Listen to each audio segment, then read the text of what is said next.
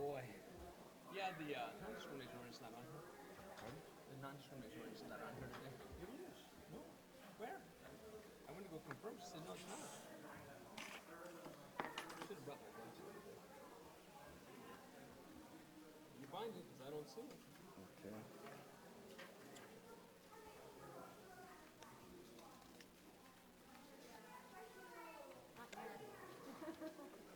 Oh, look at the kids. Good.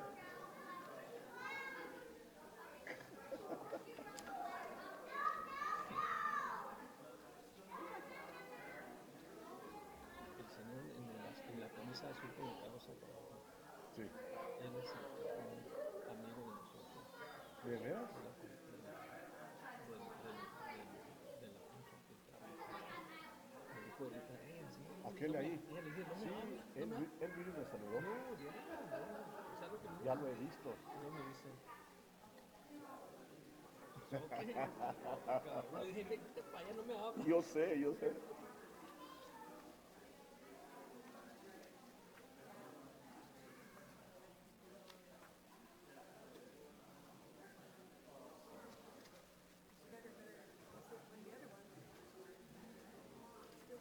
Yo mi lente.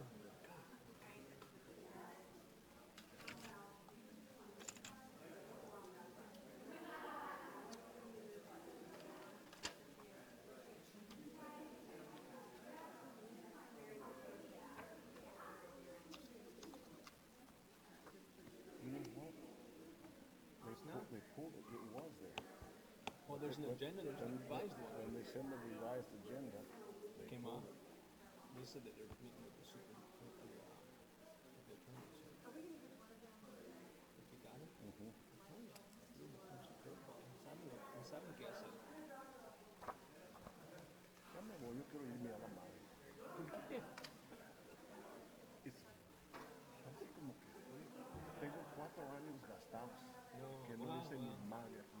No, I think you're partially right, but not our fault. Not our fault.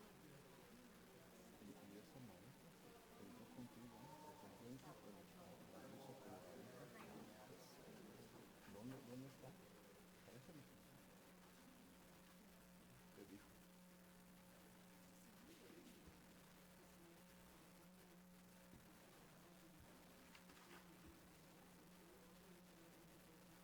Ya ese otro es camarada, yo lo he visto. Al chino, es chino. Oh, no, yeah.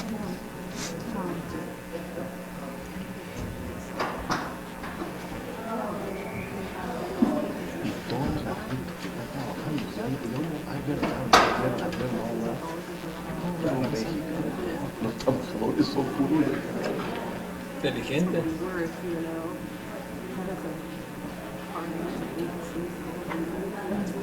and I'll guarantee you that that take over this job. No, I think that Who's was. gonna want to do that? I'm not going to make him real that. Oh my God. I wish I hadn't even spoken to him. Porque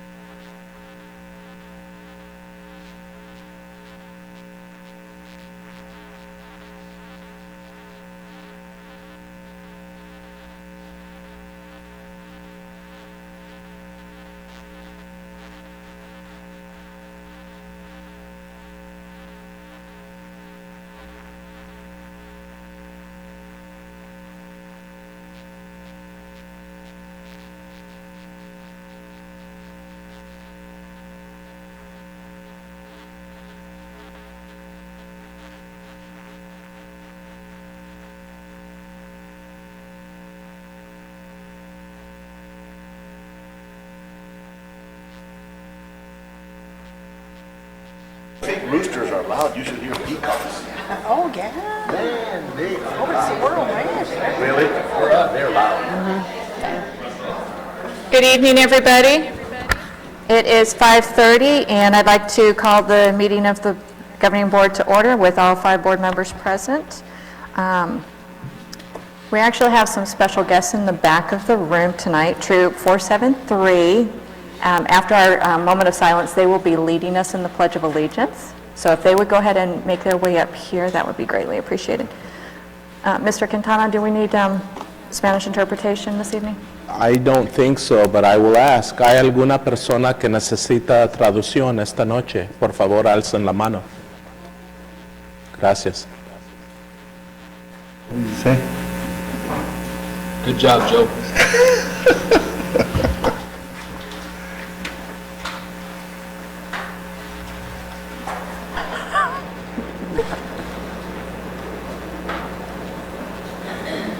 Okay, if everybody would join me in a moment of silence, please.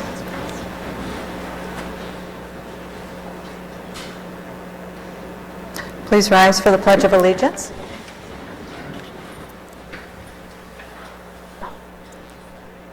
Go. Pledge allegiance to the flag of the United States of America and to the republic for which it stands, one nation, under God, indivisible, with liberty and justice for all.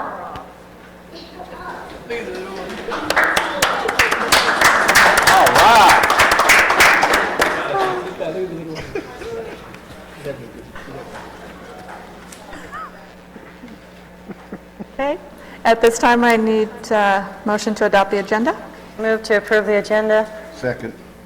Oh, sorry, Mr. Quintana, were there any changes? Yes, Mrs. Bartels, members of the board, I respectfully request this evening that item 7B moved up towards the front of the agenda. We have at least one individual here that is available to provide information regarding this matter that has a scheduling conflict, and to allow that individual to meet that other commitment, we're respectfully asking that the agenda be amended to move 7B up to the front of the agenda.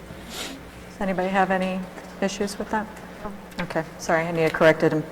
Then I'll just amend that motion. Okay, we have a first and we have a second. Second. Okay, all in favor? Aye. So at this time, do we have any call to the public? Okay. So now we will move to 7B, which is the emergency procurement item. Yes, Mrs. Bartels, members of the governing board, it is recommended that the governing board approve this, I'm sorry, I'm looking at the wrong one. Item 7B, it is recommended that the governing board ratify the emergency procurement for Chase Building Team to perform structural repairs to Challenger and Landmark schools at the estimated combined cost of $2.45 million funded by the State of Arizona School Facilities Board. I was under the understanding that Paul Bacallis, the executive director of the School Facilities Board, is going to join us this evening and wanted to make a few comments. I don't see him here yet. I'm sure that when he arrives, he will be able to do that. But again, under the policy and state statute, the superintendent can declare an emergency regarding issues related or similar to this, and I did so based on the situation at hand, and therefore we're asking for your approval this evening and ratification. And I will turn things over to Mr. Barragan, who has some guests here if the governing board needs additional information. Mr. Barragan. Madam President, members of the board, as you know, for some time we've been working on trying to identify the district's capital needs. About 18 months ago or so, we started, if not a little bit longer, we started working with the Schools Facilities Board to seek funding to address some of the various districts' deficiencies. And as a result of some of the work that we've been doing, specifically the weatherization at Landmark and Challenger, we noticed that we had potential issues in the foundation. And so as a result of that, we worked with the School Facilities Board, got some funding. I believe that was more recently approved, I believe in the beginning of June. And so from that point forward, we started working on doing some testing and bringing some people on board. So I think to bring a better understanding, not just to the board, but members of the public, the audience, that it was a team effort. And what I mean by that is, not only did we have our architects, we also had a structural engineer, we had hired Bill Munch as a result of some of the requirements from the School Facilities Board as a procurement compliance officer to review the way that the district has procured these services using the emergency clause in statute.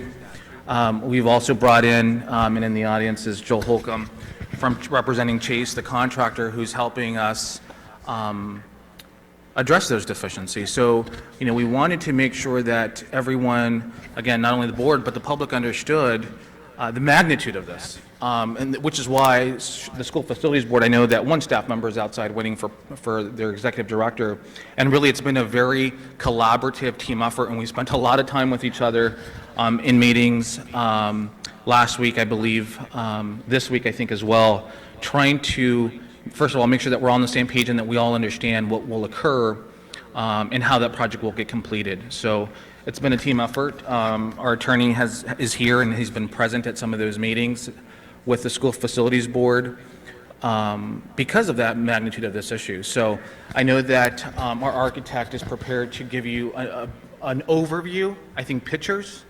how those corrections will be addressed, and so that, again, so that you have an understanding, the public has an understanding, and then we're going to hopefully try to circle everything back to demonstrate how we're working as a team, not only with our hired experts, but also with the School Facilities Board. So I want to introduce Mark Davenport and Jennifer with SPS Plus. And if Russell, if we can get their presentation up.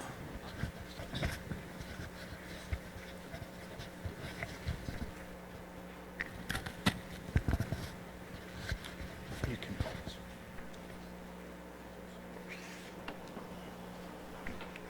I'll take it.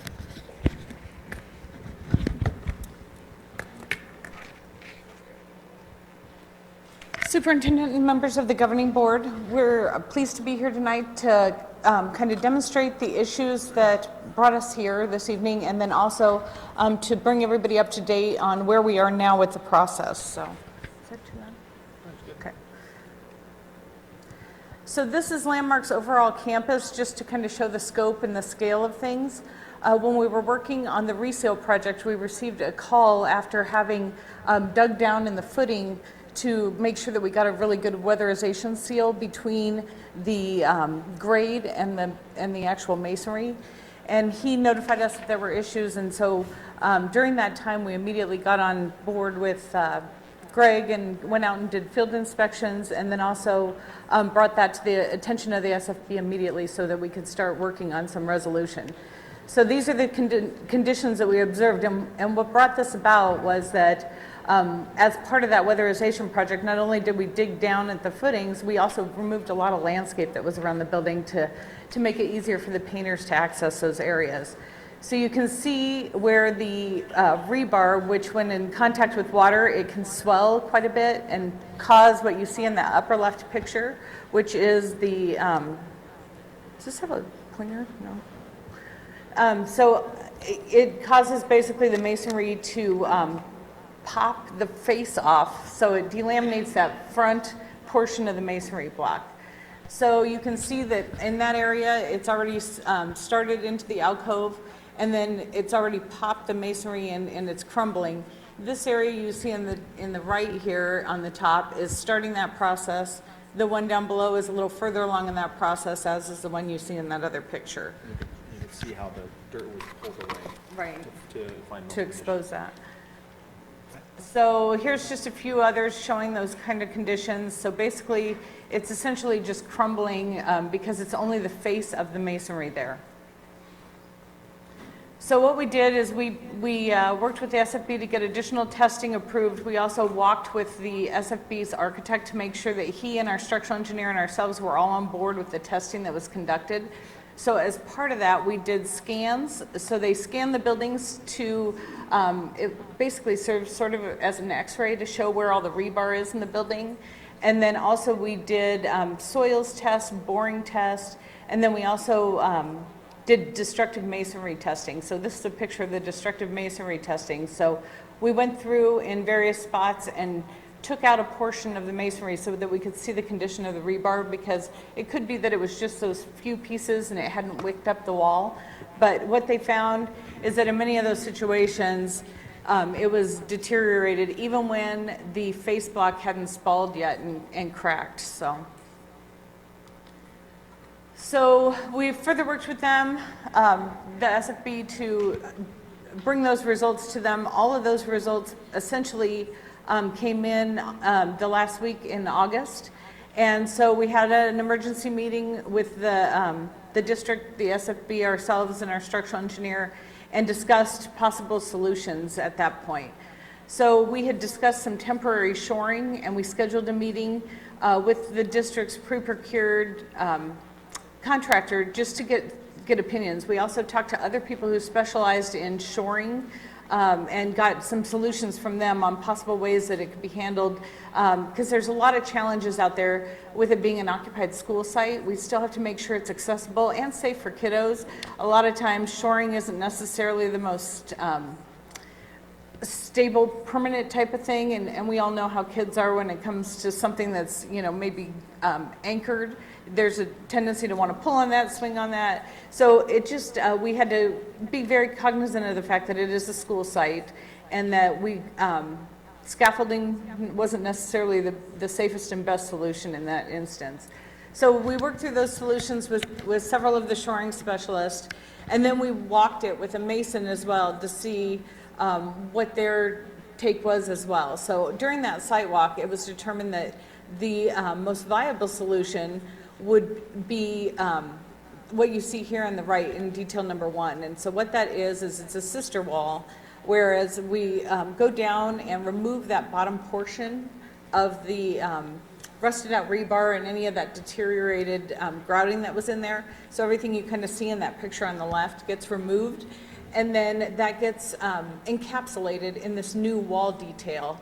And so in this detail, we required a footing. If some of the buildings we were able to find footings, some don't, so there's a couple different conditions that you'll see here in a second. So this is the first condition where we have to create a footing, and what that is it's that concrete piece on the bottom portion with the rebar and the anchoring back to the existing foundation there. So what you see in detail 2 is when the footing actually exists and is viable, it's a more cost-effective solution to just tie into that existing footing, because you wouldn't have to extend anything. And so that's the solution for that scenario there. And then detail 3 is where we can go on existing slab. And so that anchors that piece independent of that slab. So when we come back and do the non-emergency portion of this work, which is the drainage corrections, that we can remove that piece of masonry without impacting the stability of the building or that wall. So it's kind of our, we couldn't get it all approved now, and we wouldn't be able to do all of the work that's required to completely correct the issue as part of this emergency portion. So the drainage will be part of a phase 2 project, because that wasn't as urgent as shoring up the building. So, but this detail 3 allows for us to come back and do that without any impact to scheduled kids, etc. So then there are 2 conditions. One is numbered number 4, and that's R&R, which is to remove that damaged block and the rebar, and then just to replace those items. So we were able to do that in some areas where it didn't make sense to do the sister wall. For example, there's the windows, and then there's a sill on those windows that's brick, and then there's a very small portion of masonry below that. So in those areas, it made more sense to remove that damaged block rebar and replace that, rather than trying to affect how that window functions. And then there's detail 5, which is R&I, which is remove and inspect for damage. What they did all over the perimeter of the buildings to determine what needed a sister wall and what didn't is that they went every 8 feet and did testing. And so that was part of the reason we couldn't guarantee the safety of the kids, because we didn't have the ability to fully calculate. So say it's a 100-foot wall. Is only 20 foot of that damaged, or is it 80 foot of that? We couldn't run the calculations without doing further demolition to the wall. And so we did not want to do that with the kids in the building. So basically, what this allowed is for us to test that building every 8 feet and see if it was needed or not. And so that was our cost-saving measure that we assured the state we would do, is to make sure that, you know, the repair actually occurred in the areas that it was required in. And so in those areas, they don't just leave a hole. Once they break it out to test it, if it's in good shape, then they put the face block back on and get that ready to receive paint. Go ahead. Are you still doing step number 5 then? Because it says if further damage is found, then it will be, you're going back again to... Well, they are through, let me give you an update. They have gotten through most of it. Hold on a sec, I've got percentages for you. Where is it? So essentially what that number 5 is how we are documenting what we've completed through putting a sister wall in, and then how we've also confirmed if a wall is safe with the rebar in place. And so the way we're documenting every single wall on campus is either with a sister wall or a number 4 solution or a number 5 solution. So that's the biggest part of that number 5, is to show, yes, we've tested that wall, no, there's not a sister wall, but we've confirmed that the reinforcing is intact and it's safe. So as of the 26th, they had already completed that inspection on 72% of Challenger, and then they had completed that testing on 62% of Landmark. And obviously, they're moving very fast, so that does not, that was as of the 26th, so. And I believe there's some pictures in here that show what that looks like. Right. And so this is how we're documenting what conditions occur where. The city of Glendale has been absolutely phenomenal during this process. Their actual building official came out and walked the site with us, so that he could feel that the solution was, an adequate solution, so he feels safe that that the building's issues are corrected. And so he walked this building with us, and so essentially at the end of the job, he's got his engineer coming out and doing structural inspections. We've got our engineer coming out and doing what's called special structural inspections. And so you can be confident that at the end of this process, both the city will have bought off on it, and we will have bought off on it as engineering and architecture firms. So, but as you can see, like Mark was saying, we have the 3 sister wall conditions, SSK 1, 2, and 3. And so those are color-coded along the areas where they were required. And then this area had very little of the R&I area. You can see a little bit of it in those alcoves. But on this building, there wasn't a lot that got that condition, so. So here is building C and D at Landmark. So they had done the purple R&I in that one alcove where it's the low patio wall there. And then this is E1 and E2. So this just shows the extent of where they've gotten and what conditions are calling out for. So we're tracking this. We get field reports on a daily basis from the engineers. So here's another one. So you can see a building H at Landmark, and you can see this if you actually go out to the site as well. We've got sister wall along quite a large portion of the building, but when you get into this interior portion, because the drainage was working properly, which is what we want, and there was hardscape right there, so irrigation wasn't getting to the building, that whole area was intact. So the only thing that we did there is test it, make sure it was good, and put it back to that original condition. So, Madam President, I'll ask a question so that we don't get too far along and That's have to fine. come back if you don't mind. I don't mind No. at all. Mr. Barragan can answer, whomever, but I would assume that it would be you. Our superintendent said that had it not, and he credited our facilities manager for, had it not been for a trench that was dug to expose more surface to paint or weatherize, we would have not found any of this. So with that said, Landmark itself, in a percentage of that school, how much of that damage was in fact underground and not above ground that you could not see with the eye? Because in these There was a photos, lot of it. because in these photos, there's quite a bit that's above ground that's not below ground. Oh, thank you. Do you want us back to the original pictures? Sure. That might help a little. So a lot of that is above ground, Right. no trench would have discovered that, and Right, where these were, there was landscape in front of this, and so when they, I mean, thankfully, at a lot of the districts we work for, they try really hard to preserve the shrubs and the flowers and the trees, and so sometimes we don't get a chance to really get in. Mr. Gillum was really helpful in having the district's landscapers really prune back everything. And I mean, he massacred it so that they could get in and really get a good reseal on this, because what we're originally trying to do, which is what we're still trying to do, is get that weatherization warranty so that you get a good, strong seal on your building and you have a warranty to back it up. And so he was very willing to tear out landscape, so you can see where some of the shrubs still remain, but a lot of this was in landscape areas that it was difficult to get to. so what's the percentage that you would say, if you had to put a percentage on that whole facility is above ground regardless behind foliage or not? Because there's a lot of it where there's grass. Right. Turf doesn't grow under foliage, Right. so what would you say that number would be? Pretty hard to say, but if you had to give, we're not going to hold you to that, but. Pretty hard to say. Once it was dug out, we saw, I mean, it was a variety. It wasn't all this bad. Some of it was hairline cracks, and some of it was areas where you could see there had been a little bit of water penetration where the expansion joint was.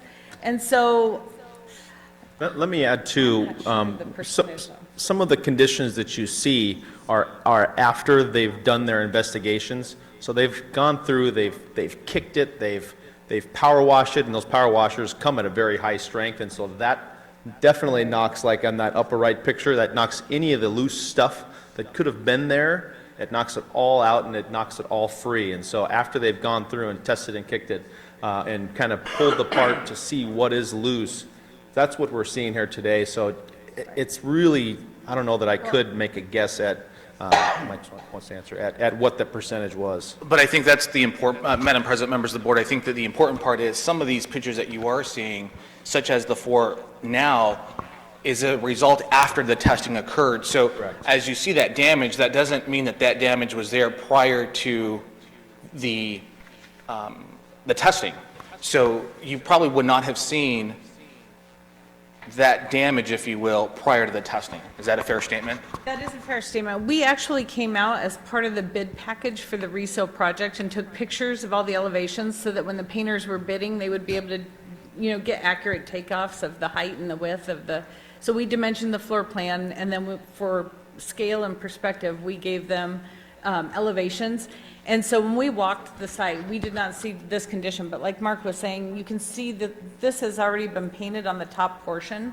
So they had already power washed this thing twice prior to even getting to this point. So I think that's a good point. When we did our initial analysis and bid documents to hire a painting contractor, we did not notice the severity of that issue until after they cleaned it all off, power washed it, pulled the landscape away. It wasn't until then that we did notice it. But there were areas, we had some already in the works SFB projects related to other cracking. You've got some cracking in various areas. Some of it is because of the water that's backing up off of canopies. Some of it is settlement stuff. So there were cracks that were visible, but it wasn't to this extent.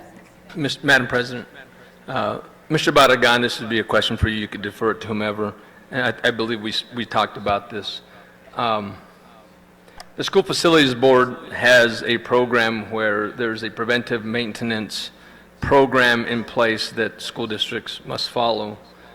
In one of those preventive maintenance tasks is under surfaces that a qualified individual, and I understand that ours have been completed 100% of the tasks required, that individual would have found some of these items. Why did we not find these items, these deficiencies?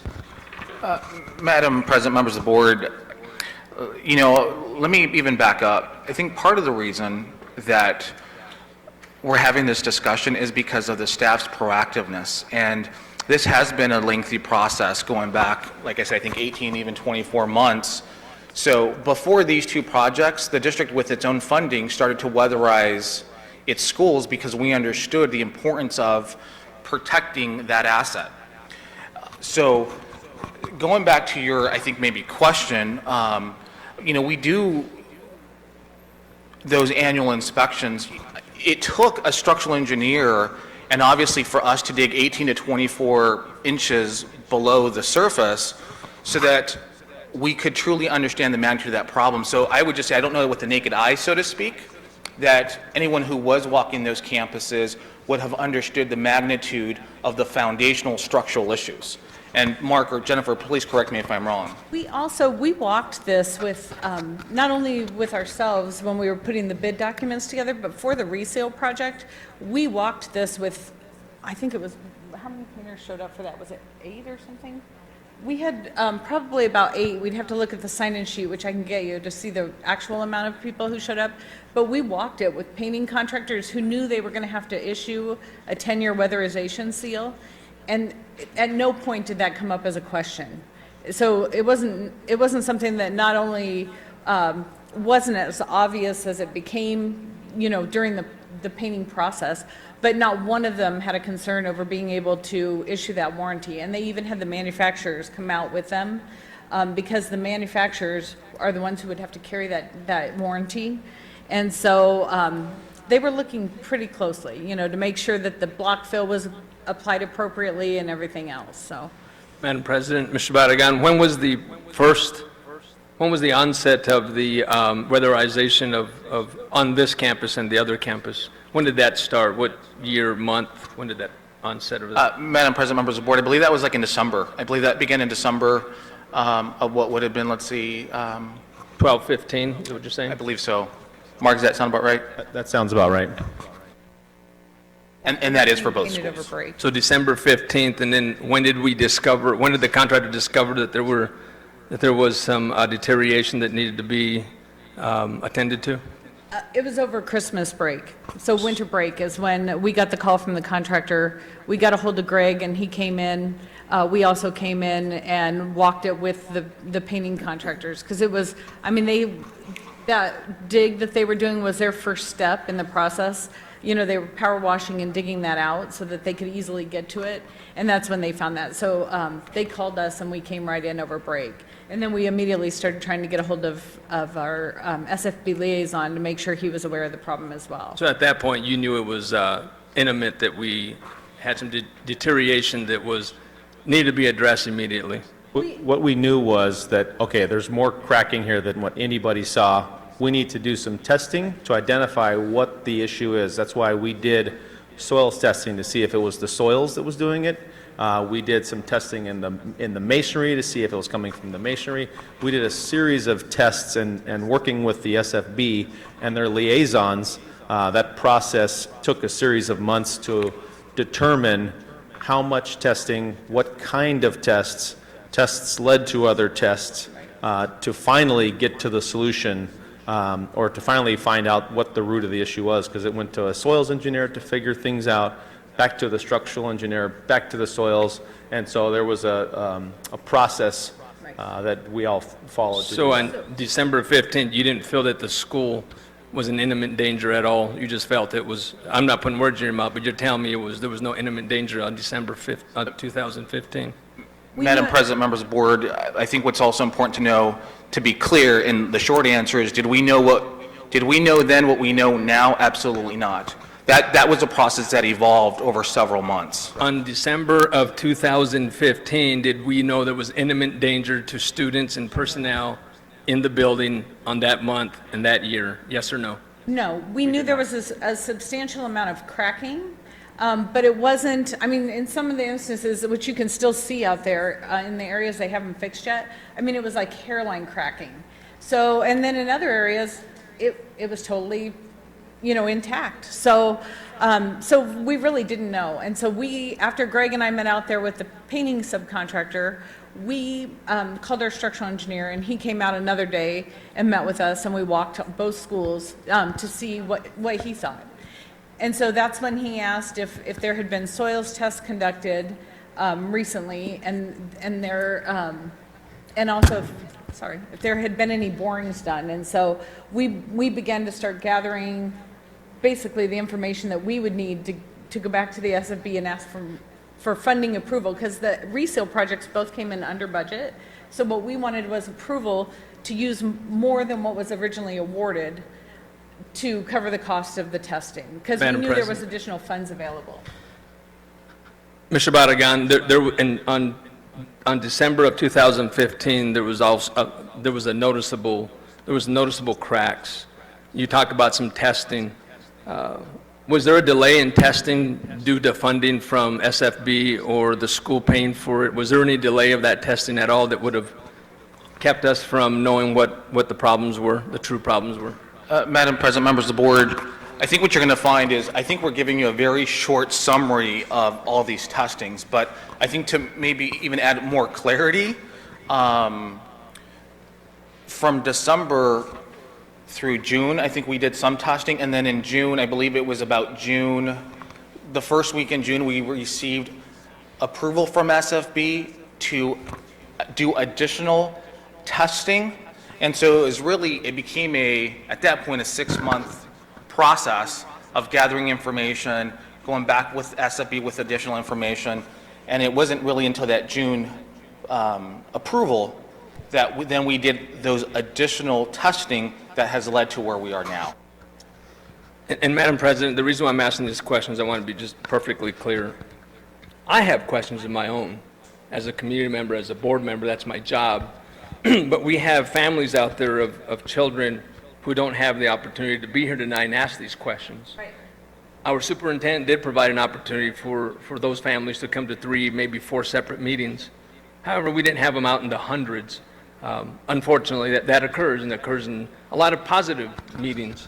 But I don't just have one more question, I have many, and I just want you to be patient, because we have gone to a video broadcast of our board meetings, and we hope that parents are watching, and we hope that we're asking the questions that they would expect. So nothing personal, it's questions that we have to ask because we're expected to ask those, and I'm asking your patience and the members of the audience and our board president and the board members for your patience, but there's questions that need to be asked, and I'm going to continue to ask those. But so was there a delay in testing, or there was no delay in testing due to funding from the SFB request that may have come back in the negative and then back and forth from the school district? You know, obviously, Madam President, members of the board, anytime you're going, there's always back and forth between, the district and the agency, and then going to their boards and getting all that information approved.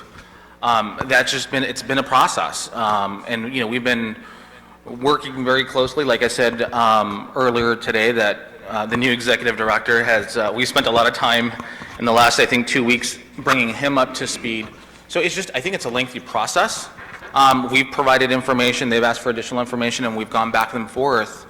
As far as the testing delay, I don't know that Mark, I don't know, or Jennifer, if there's been any actual delays. I'd like to answer that. So it has been a process. It's been a very tedious process, and I'm a parent, and Mark's a parent, and we take the safety of kids extremely seriously. So I welcome any of your questions, because we as parents want to make sure that we're doing our due diligence as we would want people to do in our own kids' districts. So basically what we did, so after we had our structural engineer out, we scheduled for David Kennan to come out as the district's liaison. He walked it with both of us as well, and he said, well, I don't know that you need all this testing. It seems, a little excessive. So he wanted to make sure from the state standpoint that he's kind of protecting the dollars as well. So he said, I want you to walk it with Dan Demlin, because Dan Demlin's a registered architect with the SFB, and David Kennan is not a specialist in the area of structural or architecture. He's a mechanical guy, isn't he? HVAC is kind of his wheelhouse. So we walked it, we scheduled a time with Dan Demlin, and we walked it with him, and that was when it was determined between our engineer and Dan what they felt was the most complete amount of assessment that you could do to make sure that both of them felt comfortable with the lab results that would come back. And so so in the meantime, between those steps, there was also obtaining bids, because we went to engineers and said, okay, we need a price for these soils tests. And then of course, then they both walk it, and then they've got, collaboration between the two of them, so then they're saying, well, what about, we should probably do this too, just to be 100% secure, and so, additional tests were requested at that site walk, and so then those quotes were redone and they were submitted, so it's been a process, it was definitely a process. So let me intervene. We got our approval. Let me intervene, I'm sorry, I just want to get back to the question. So was there a delay? Did the Glendale Elementary School District have the appropriate amount of funding to test to know we were in intimate danger, but didn't because we wanted the school facilities board to do it, but the school facilities board did not, and it went back and forth? Was there a delay? I don't know if there was necessarily a delay. I can tell you that it wasn't until June that it got approved by SFB to move forward with that additional testing that has resulted in where we are right now. I can just add there that was not any reason for delay, depending on who was going to pay for the funding or who was going to fund the additional tests. That did not have any part of delay at all. What it is, essentially, it's a process. And so the first thing we came back with was, let's do the most amount of testing we can. The testing monies that came back was in excess of $100,000, and we said, okay, hold on, we can't do this. And then as soon as you say, okay, this isn't the right path, you've missed a governing board meeting with the SFB, and then we are waiting another month to get materials and information we need to get back in front of the board. So essentially, if you're talking about 6 months, you could also be talking about 6 times of gathering information to get it in front of the governing board. And then, so it's the process that I would say that took a long time, and none of us thought that the damage was as severe as we found once we did our destructive testing. Because the other part is, to do that destructive testing, it has the potential of interrupting the educational environment, and so we're all very aware of that as well. I have one question, then if the board wants to ask more, because I have additional, but is the structural engineer here in the building today with us? He's not. Could you possibly answer a question to that effect? If try. you can't, just let me know. There's a letter addressed to our superintendent, our school district, that the damage, the extent of the deterioration is life safety concern. Life safety concern. Don't quote me on that, but I did see life and safety.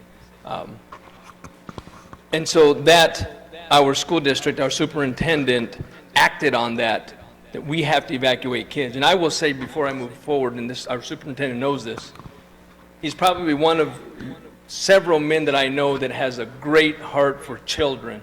So I want to put that and be clear. That's not where I'm going with this.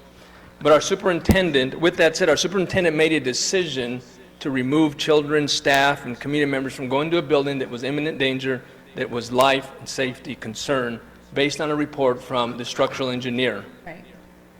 So he did that. I read the letter because I asked for it, and the letter states life safety. It doesn't say you have to evacuate, you need to do it. Superintendent thought, life safety, we got to get out. I agree with him. My concern is, and for the parents that are out there watching, and we'll review this later, it said Landmark Middle School, it said Challenger Middle School, and it also said Mensendick Elementary School. Why didn't we evacuate kids, and why are kids still in those buildings if that school was under that same description of deterioration? Can you help with that? They're not really the same building type. So what you see at Landmark and Challenger, those are both built in 1987. So the intent of the structural repair here is that we will restore the building to that 1987 code. The age of Mensendick predates, Mensendick and Jack were like 1958. And so to restore it back to the code at the time it was built, none of us have the 1958 code. But the other issue is that at Mensendick, or at Challenger and Landmark, there's rebar in the horizontal portion of that footing clear around the perimeter of the building. At Mensendick, it was only in that little addition that was done in the 80s that encapsulated the, the overhang. they took that last 3 foot and made that a portion of the classroom space.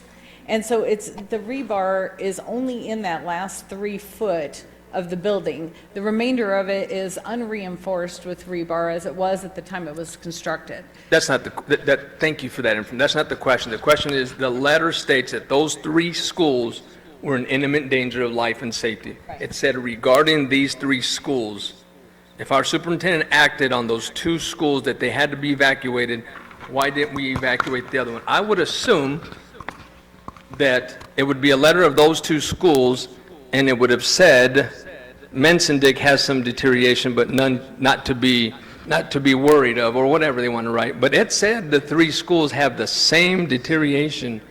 Why are those kids still in there? Can you tell the families that are watching why it's safe for their kids to go in there if a letter stated that there was life safety issues there? So I can't speak to the letter. I don't have it in front of me, and I'm not the author, as you suggested. So, but I can tell you what we know about Mensendick. And so Mensendick is not the same situation.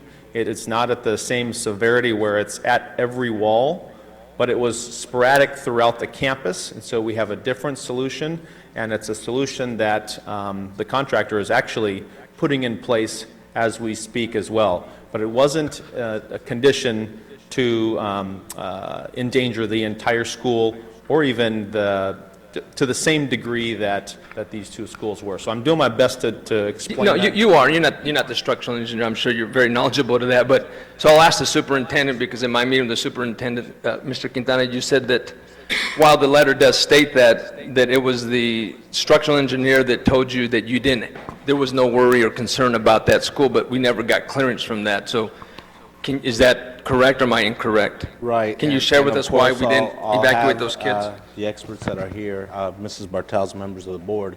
My understanding in my conversations with not only the structural engineer, but the architects that are here and other individuals when we met the day following the receipt of that letter, was that Mensendick had some cracking and some spacing in what was referred to as panels. And I was told that there's about 30 panels in that school that have some issues that need to be addressed, as was stated here. But when I asked the question, are we concerned about those walls or those panels either collapsing or not holding up, or whatever the case may be, and do we have to temporarily close that school, similar to Landmark and Challenger, the answer that I was given was no. And I think they can better explain why that was the answer I was given.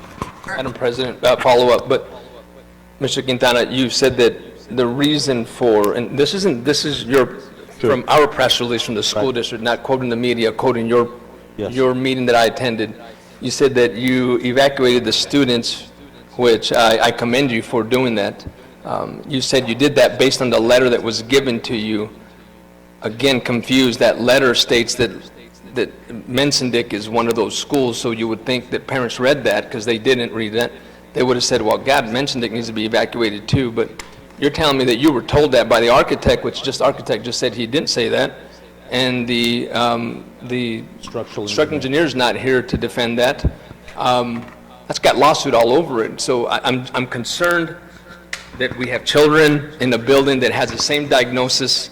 Well, you're not agreeing, but the letter states it has the same diagnosis as the 2 schools that were closed. Mr. Aldama, members of the board, as I indicated when we met, and I know that we were rushed due to a commitment I had at the Alhambra School District, I indicated at that time, as I will this evening, that my decisions were based on the receipt of the letter and the contents of the letter, and a conversation the following morning as quickly as possible with the structural engineer, the architects, and others. And so the combination of those 2, the letter and those conversations, and seeking clarity, is what determined my final decisions. That is correct.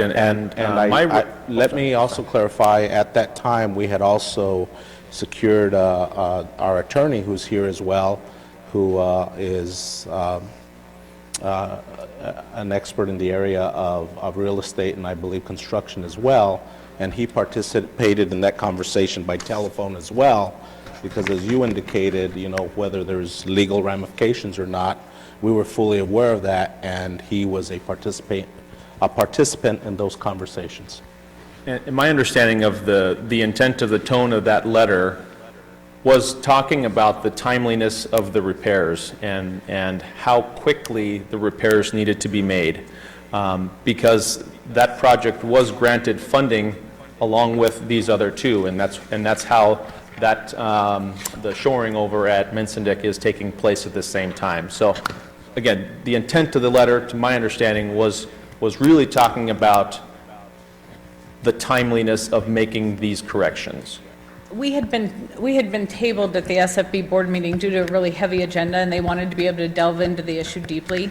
And so when they tabled it, he went, basically wanted to make sure that people understood the urgency of the need for the repair, and we didn't want to wait a whole nother month for another board meeting, because at that point, we had the data back from all these tests that were done, and we had the destructive masonry test back. So it really was a combination of the severity of the issue combined with the quantitative nature of the severity of the issue at all three sites. And just to ensure that, that you kind of understand where he was coming from, the question that was asked to us in that meeting was essentially, can you guarantee that the kids will be safe in that building if we wait and do the repairs, at another time? And his response was basically, I wish I could tell you what event it would take, but because we can't see inside that wall and we can't do all that masonry destructive testing at this moment, I can't guarantee because I cannot calculate it. At the two schools. Right, at these two schools only, not at Mensendick. So was there a guarantee for Mensendick that we can put kids in there? Well, at Mensendick, it was a different approach anyway, because that was never going to get the sister wall solution. What that was going to get is some temporary bracing, and but the difference between here and at Mensendick is structurally held up by the original beam structure that's there. So the masonry that's there, not that it's cosmetic, but it's non-bearing. The structure would remain intact. Some masonry might crumble out, just as it did in these instances, but there's in all those alcoves, they put in a millwork buffer, because that's what the teachers use that area for, was for computers. And so that he was feeling that millwork would give it some more structure from the other side as well. But we calculated not only the panels that were in the worst shape, but kind of the ones that we anticipated would be the next tier. And so in all, 55 of those panels will be shored up. We sought permits at the same time. It just wasn't as urgent. The one that he was really concerned about, because we asked him to prioritize which ones he thought were most severe, and it was basically, Challenger, then Landmark, then Mensendick. And so this was a really viable and quick solution to make it safe, because at these two schools, we couldn't do the calculations without knowing the overall impact of that deterioration. But basically, the analogy that he used is if you've got an 8-inch piece of block, and in one of the areas where they did the masonry destructive testing, they found that the deterioration had gone back almost 6 inches. So then you've got 2 inches basically that's your structure in that area. Now, was that continuous for 100 feet? Or was it just that, 3-foot area where a sprinkler head was hitting it really hard for a long time? We don't know. And so that was the reason he was cautious, because he said, I wish I could tell you what it would take, but I just can't. And knowing that we couldn't guarantee the safety of the kids at that point, that's when the district went into, basically evacuation mode. Well, so I'm very disappointed, and we can just beat this horse all night long, but I'm not going to. I think we've had some good dialogue, but I'm very disappointed the structural engineer is not here. He made a comment in a public meeting with parents and said that while there's questions about the construction, he said they're too technical. Well, that's unfortunate, because families don't know construction as well as you all do.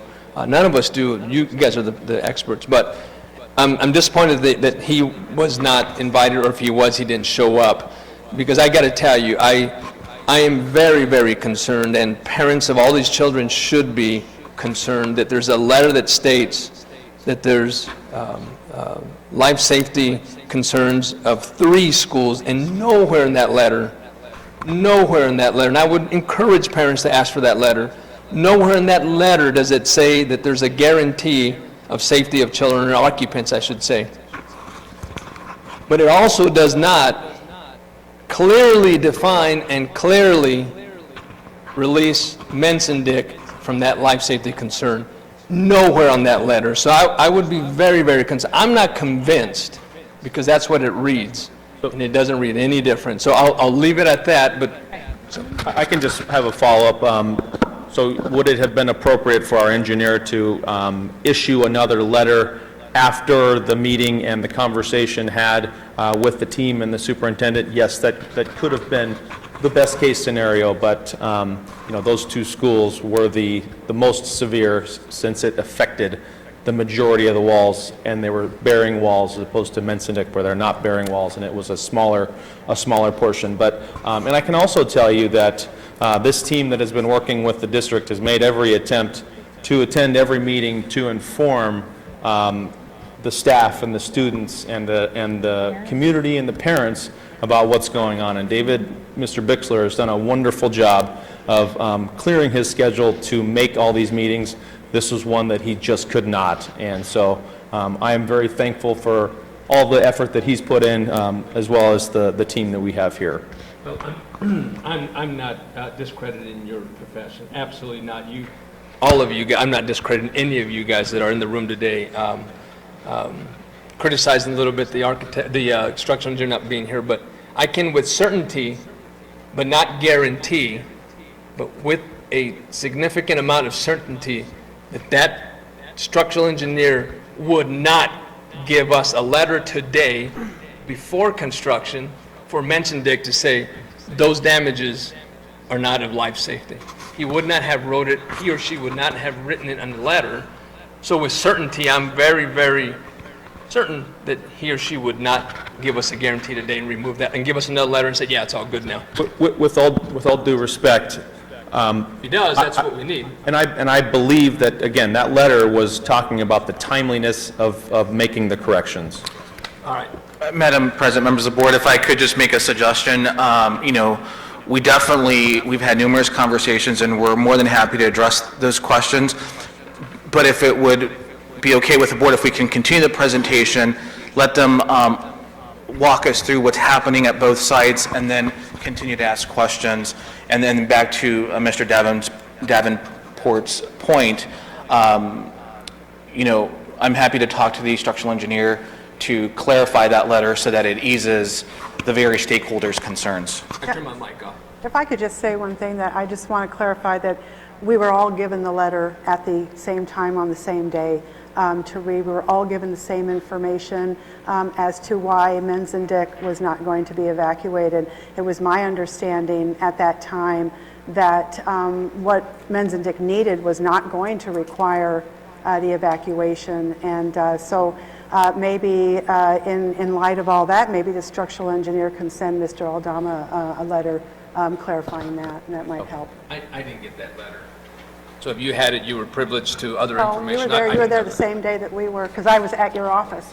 You were, but I didn't get that letter. Doesn't mean that I was given that letter. So if there's such a document, I'd like to see where it states that.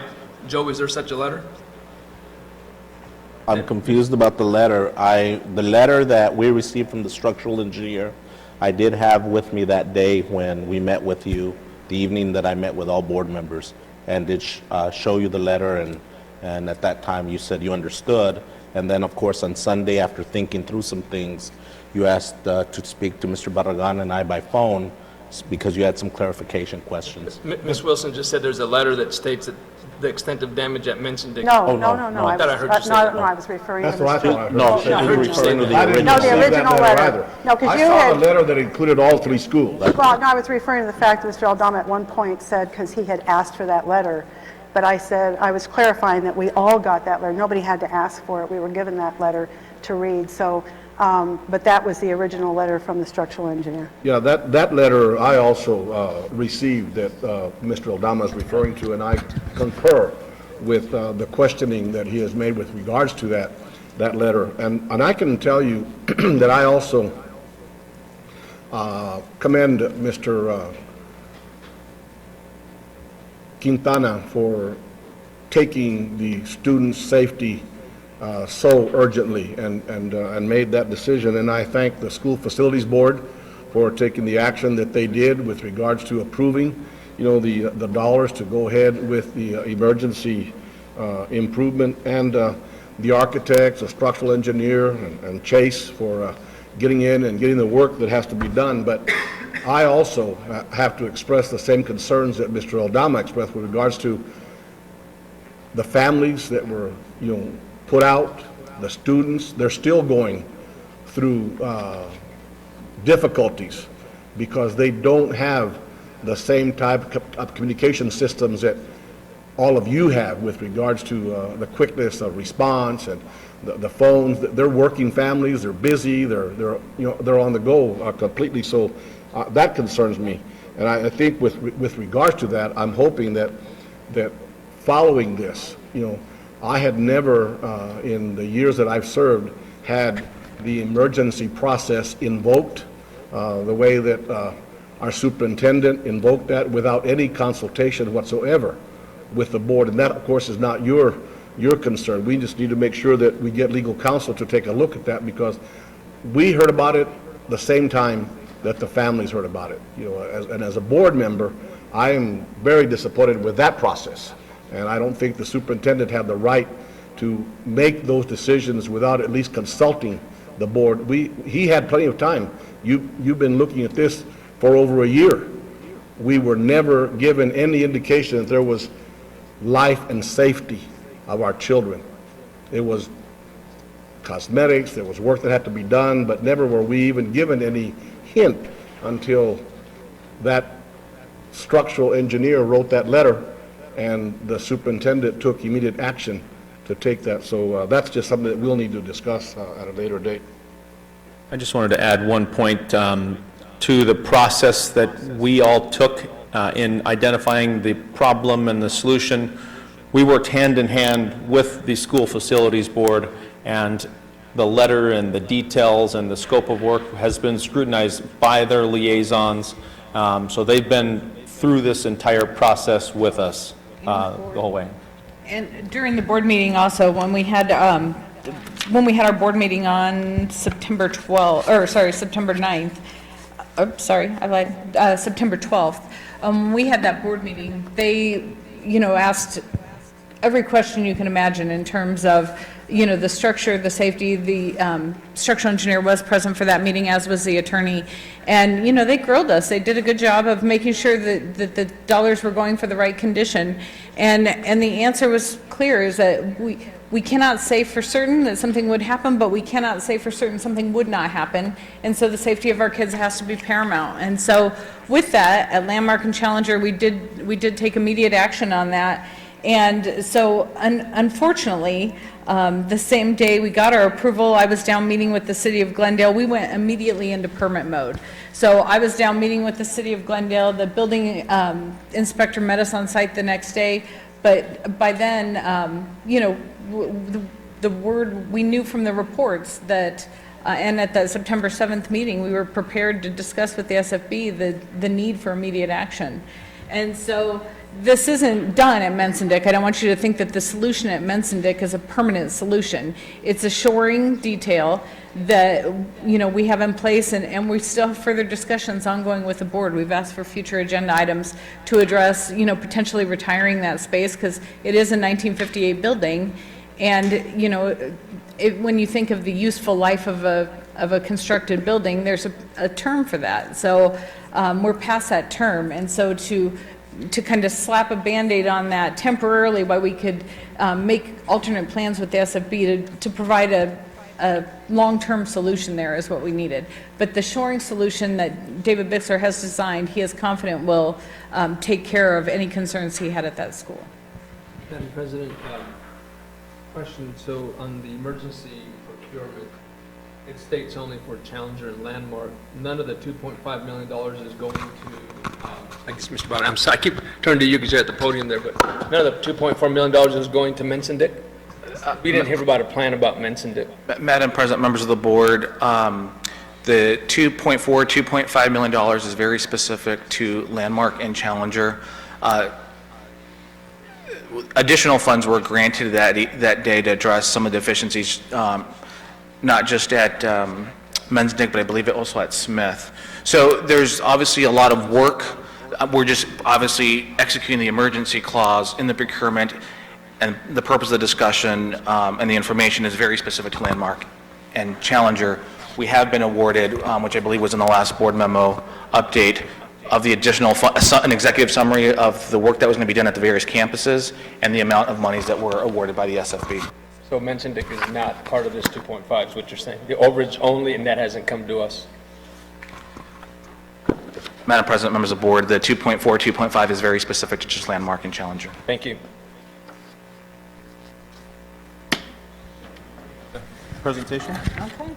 So here you can see some of the corrective action at Landmark, and of course, we didn't show you every single condition that's out there, but basically what you can see is they've got the sister wall there where it ends at the corner. It wasn't necessary to continue because there wasn't deterioration beyond that corner. So you can kind of see their start and stop points where through testing they discovered that everything on that side was intact, so it's fine.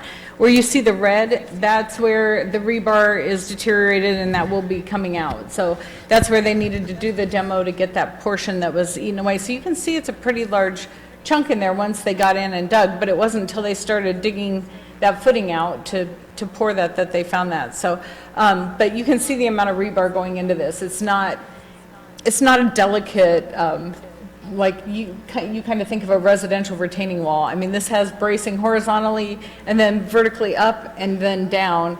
It's pretty well anchored together. So I think everybody will be confident with this, that if anything, it will make everyone feel like they're not in a building, because our concern was if we did temporary shoring with, things leaning against the building, that would be a concern when people come back. Parents, I mean, as a parent myself, I'd be concerned if I was going back to a school where, things were kind of leaning and holding up a wall. So this provides a really good, solid solution for these campuses. So this is Challenger, same scenario in terms of the site. These are some of the conditions that were observed after we tore out some landscaping.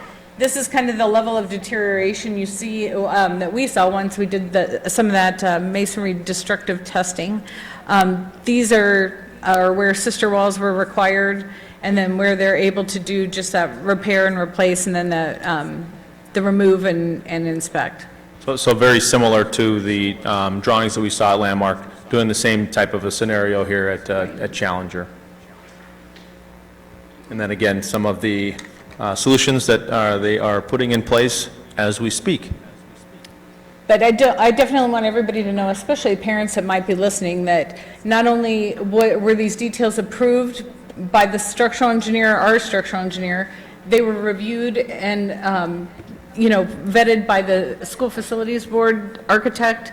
We also went to the City of Glendale, and then their structural engineer also, not only did he review the details, but he came out and conducted site visits at a later date than the building engineer did. So it's had a lot of eyes on it, and I just want you to feel confident that it's a really good solution.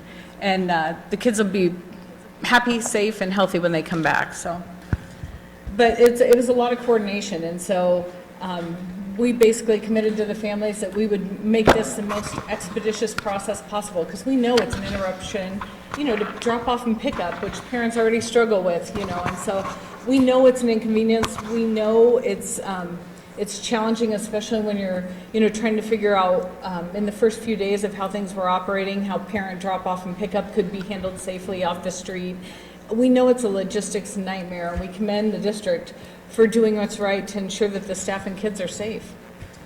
Madam President, question for the architects and then one for Mr. Barragan.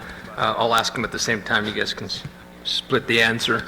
I'm being told that the sister wall is a 10-year fix. That's one question.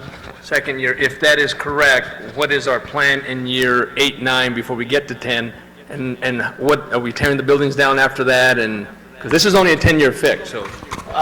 Well, I guess, is it a 10-year fix first? I'll let you start, Mike, and then I'll take it. Sure. Madam President, members of the board, those are really good questions. I think you've heard either Mark or Jennifer in the beginning talk about the collaboration at the September 12th board meeting, the SFB board, a couple of things, has committed to actually walking our schools so that they have a better understanding of some of those deficiencies. Secondly, they've asked to see, for their staff to determine what that process is to provide potentially some more long-term solutions. So I think there's going to be a lot of work occurring to answer some of those specific questions, because we can't just think about the next 5 or 10 years. We really need to think about, frankly, the next 30 years. And so that's really, I think, opening up a really, really good conversation between the district, frankly, and the school facilities board. So I think as we evolve in this process, we'll have more specific information, but I can tell you from the SFB, the staff has been asked to look at it to answer some of those questions. So that's a great answer. And then structurally and building-wise, this solution brings this building and these walls back to the day that they were originally built. So if you're just talking about the walls and the structure of the building, if you were to design this building back then and they were to say this is a 30-year wall, that's what this wall alone, it's been brought back to its original state, the wall alone. And so when they ask about how long is the solution for the facility, well, that's a hard thing to guess, and we haven't done any sort of overall facility analysis, but we can tell you that this solution brings it back to the original design. I think we told families it was a 10-year fix, Mr. Barragan, in the public meeting. Madam President, members of the board, I'm happy to look at that video and answer that question specifically, because at this point, I think legal counsel would just ask me to double check that before I answer that. So I'm happy to look at the video and get back to you. Mr. President, if we find out that that's what was said, can we come back to a public meeting and make sure that's addressed, that it is, or if it isn't? I think they need to know. We're happy to address that, period, I guess. And just so you know, the intent of all this is we're still trying to do our weatherization project. Yeah. So, I mean, the ultimate thing is that we need that 10-year warranty out of that resale project. That's the whole reason the SFB so graciously funded this in the first place. So that was the manufacturer who was doing the warranty and the painter. That was their whole thing in calling us, is we can't do a weatherization warranty when your building envelope is not sound. So in order to issue that, they also want this to be, you know, a 10-year fix, because they need to issue that 10-year no dollar limit warranty. I think that's where that number came from. I would also hope, Mike, that since we're with this team, that we take a real close look at our other schools that are even older, so that we are not going to run into an emergency situation down the road. We better make sure we're looking at all of them. And I know that some of those other schools are much older, and they haven't looked at them this close. I'm glad to know that you're already working on what was the third school, Mensendick, that you're already working on that, so thank you for sharing that with us. But I want to make sure that you're looking at all the schools. Madam President, members of the board, you raise a really good point, and we've taken that into account, and we're going to be developing a plan so that, you know, frankly, we do a couple of things. One, we ease the concerns of our stakeholders, and or secondly, if we are found to have some additional deficiencies throughout the district, then it allows us to provide that information to the school facilities board to seek additional funding. So again, I think it can provide peace of mind and or the opportunity for us to go back to the school facilities board to seek additional funding. And the SFB did... There's not a motion on the table yet, is there? I have some things I'd like to say before I'd we like have to make a motion, but... Yeah, I just want to thank everyone for all of your hard work, you know, our staff and the long hours that they put in, and you guys for finding the real deficiencies, and the SFB for funding the project. And, you know, as I've been listening to these questions, and I feel that our purpose, you know, as a board member and as a board is to communicate with our stakeholders, you know, as has been mentioned earlier. And you know, I think that this process has really took a long time, and we were informed many months ago in board meetings and through board updates about this weatherization, and I know that, you know, you couldn't foresee because of, you know, you can't see what's underneath a wall, and I understand that, but I would like in this process, if, really if there was, if there was something that we learned, if there's something that we could come back and say, there's a better way to quicken this process a little bit instead of, waiting between, board meetings, especially since we know that there are deficiencies in our buildings. And then I think that we also, has been mentioned about the life of our buildings, and now that it's been brought out, that we've had 2 schools that have had to close, we really need to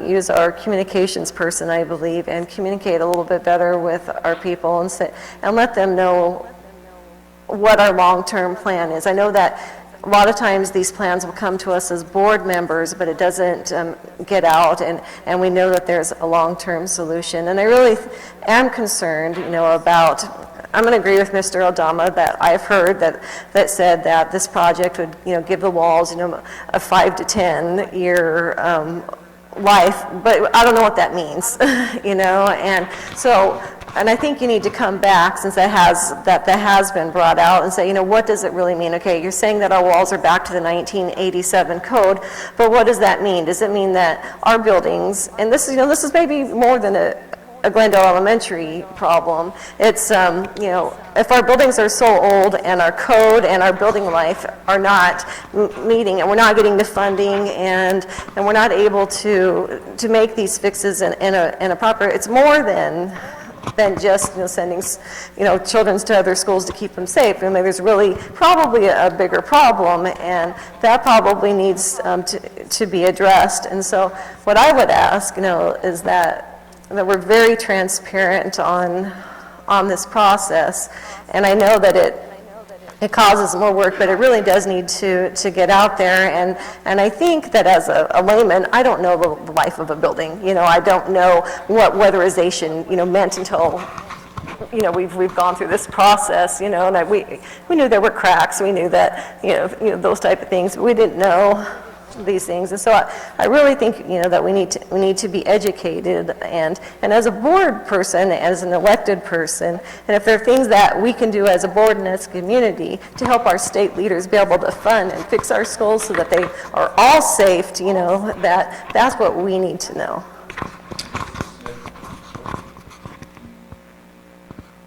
Mrs. Smith, members of the board, I don't want this conversation to end without me clarifying that I did state at our meetings with community members and others that this process would extend the life of our buildings for 5 to 10 years. That was my understanding.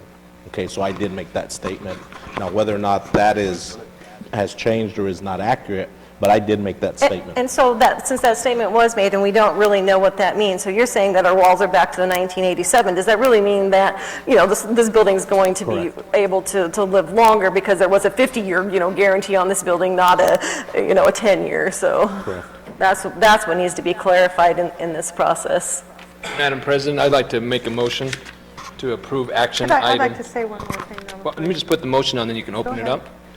Make a motion to approve action item 7B, emergency procurement for $2.5 million I'll for second that. funding. I'd just like to say, I've done a couple of tours of the schools, and I think it was a little over a year ago that Mr. Barragan and Mr. Gilliam and I went and took a look at these schools and some of the things that they were working on. That lack of capital funding has really hurt us in keeping up. I know the SFB is there, but that's a lot of paperwork, it's a lot of red tape, and it certainly has slowed a lot of things down. So if we could get more capital funding, that certainly I think would help, where we don't have to come to this. And maybe other districts are going to be facing the same thing as well with their buildings. So I just want to put that out there as well.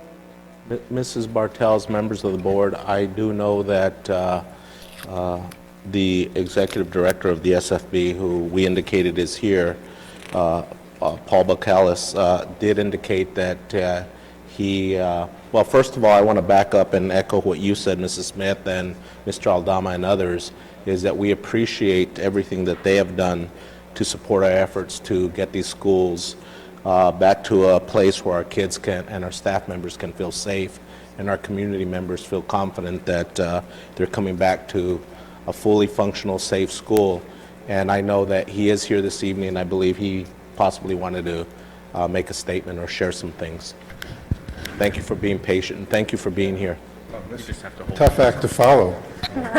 This is my second week as the new executive director for the Arizona School Facilities Board, so Welcome. to say, you know, while I was sitting here, I was reading up here, inspiring learners as leaders, engage, explore, enrich, empower. And I thought, well, we should all adopt that, not just the elementary schools. And isn't it great that we have that kind of a mission with the kids?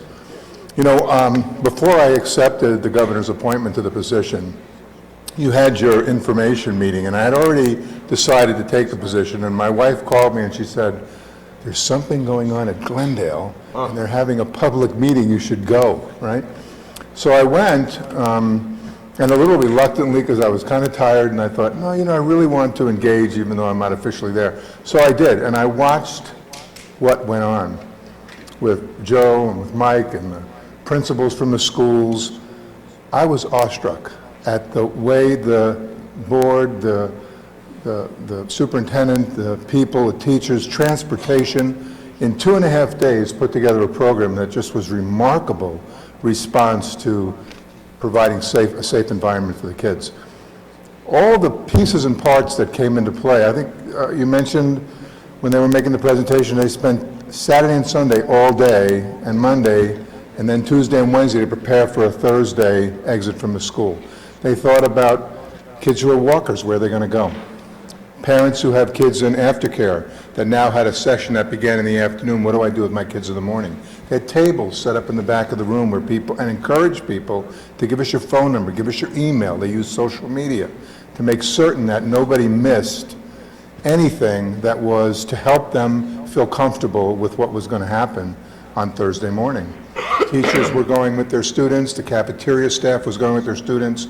Teachers were going in on Wednesday to fit the room up with familiar icons so the kids felt like they were going to be in the right place with the right teacher. And I just found it remarkable. I thought it was an absolutely unbelievable, focused effort toward making certain that there was a partnership between everybody that focused on the kids to give them a healthy, learning, thriving environment amidst something that was unexpected and needed its immediate attention. As I listened, I had to tell you, I even teared up a little bit because it was just so awestruck. So I couldn't say enough good things about what I witnessed beforehand, starting as the executive director. Now, I'm an architect, licensed architect. I hold a license in several states. I've been doing this for about 35 years.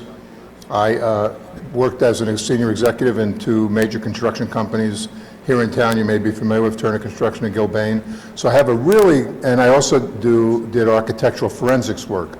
So what happened here is not something I've never seen before, and I have a perspective from both the architectural, engineering, and construction side. So I bring kind of a unique quality to the position that I hope will add value to the process for the SFB. We really care about the work that we're enabling through our funding, because at the end of the day, that's what we are. We're a funding agency.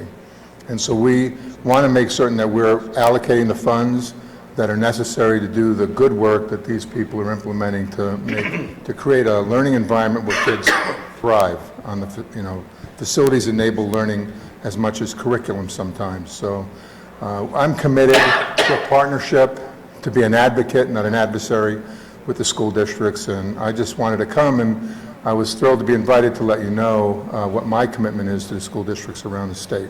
And there's a lot of them. I think there's over 220 some odd and over 3,000 buildings or schools rather, so it's a big responsibility, and I don't take it lightly. So thank you very much. If you have any questions, I'll answer them, but all I can say is we've got a great group focused on this project, and you're going to be thrilled when the kids are back, as they will be. So thank you for your time. Thank you very much. While you have the momentum of writing checks, we are going to continue, okay? Well, We have had the momentum for a long time, so I would encourage you to... But I will tell you this, we will always do the right thing. We'll always do the right thing. Thank you very much. Thank you. he's appointed by the governor, so I'll give you I'm the head of the political action committee for my daughter's school, though. I can tell you, be sure to tell your parents, as their frustration mounts over this, to talk to their elected officials and make sure that they understand that our schools need funding. They cannot continue. I mean, the SFB would love to award every project we bring in front of them, but the reality is, there's only so much money for them to dish out. So make sure that they take their frustration and do what they need to with it, and talk to their legislators, and make sure that they know the importance of that to our citizens.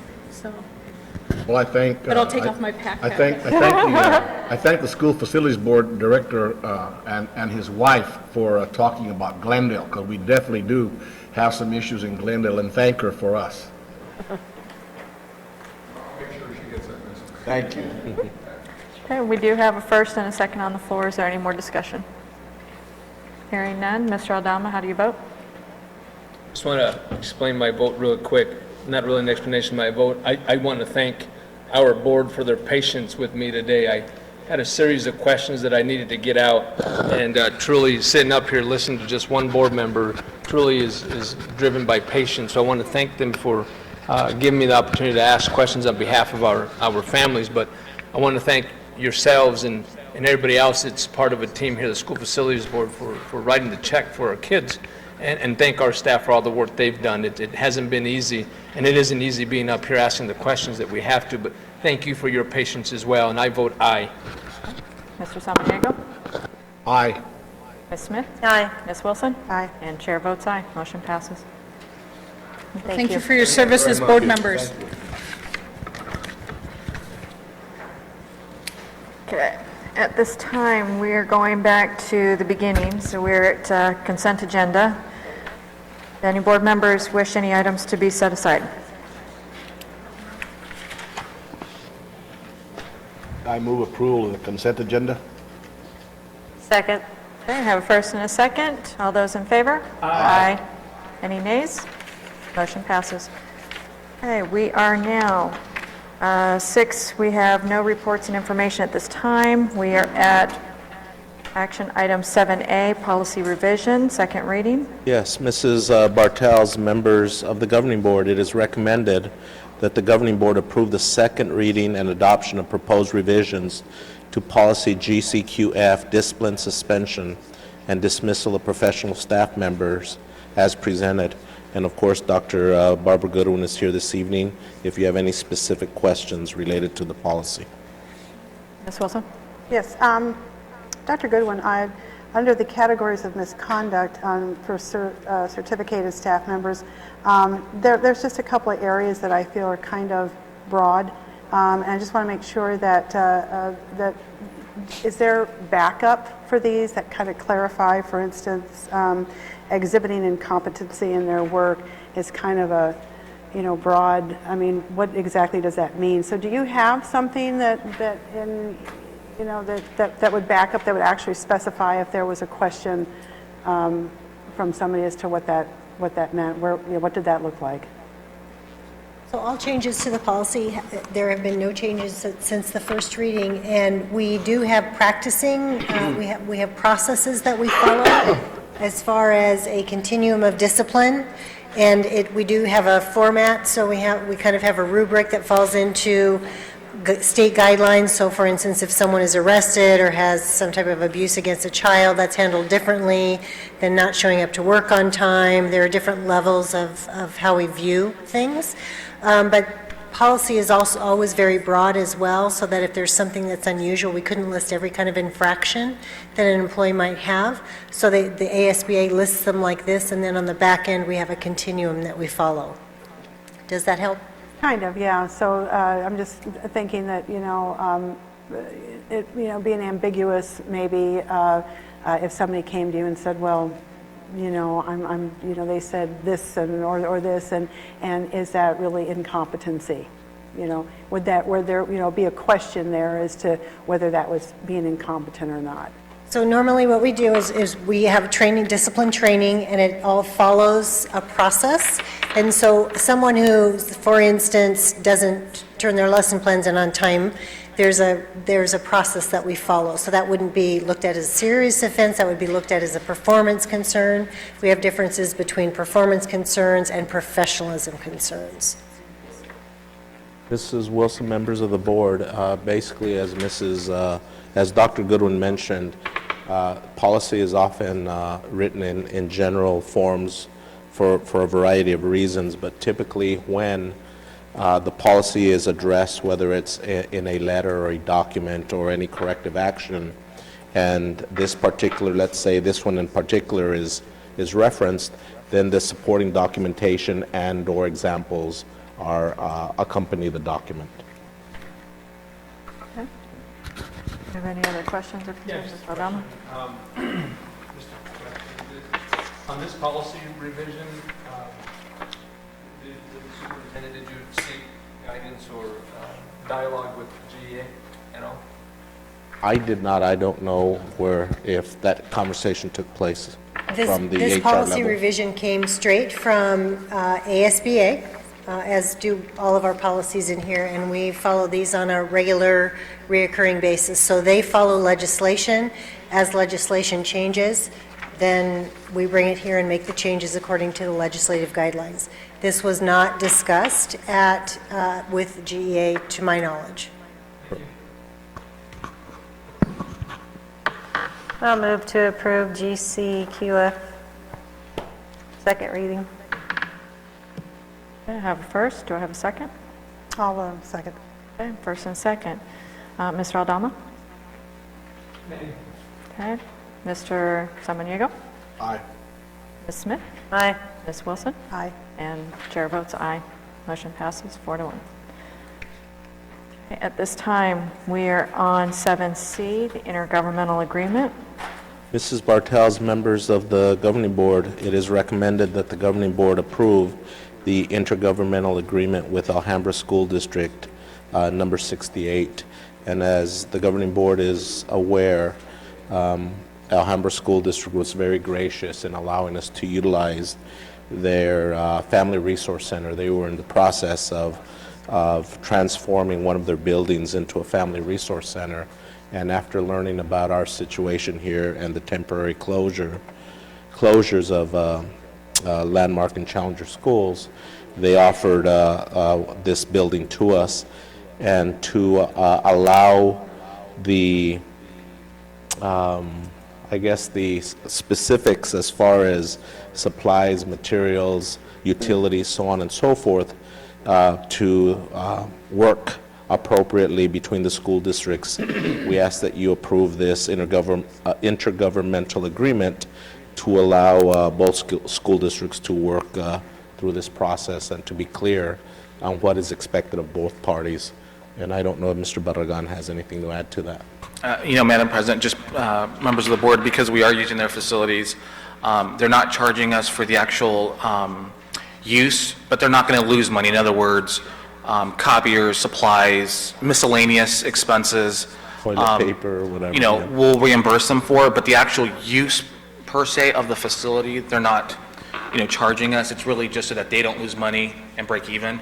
So, we wanted to move in this direction just to, put it on paper. And again, they were very, as the superintendent said, very gracious, but they've spent a lot of time with the school site staff, with our directors in the transition, and they've just been, I can't say enough of good things about how supportive they've been through this transition. So I just, for the public, for the board to understand that they've been a very good partner with Glendale, and so we just commend them.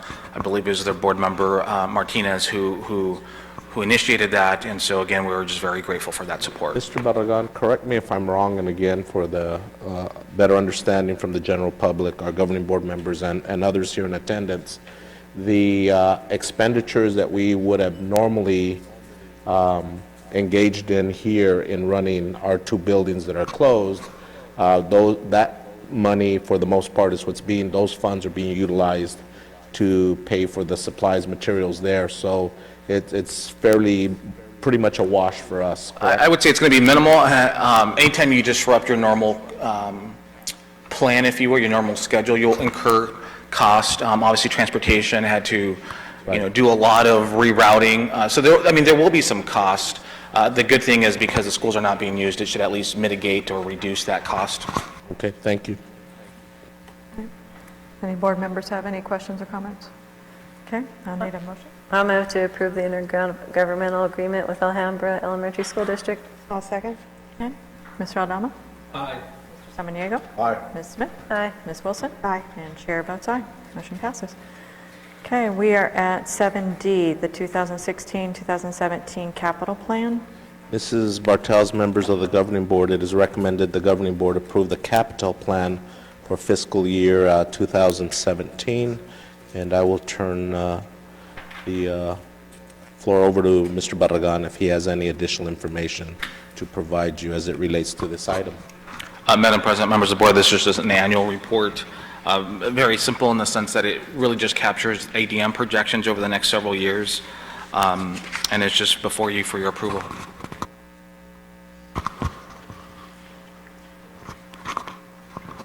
Just to be clear, this does not sidestep the conversations we'll be having with SFB with regards to our buildings.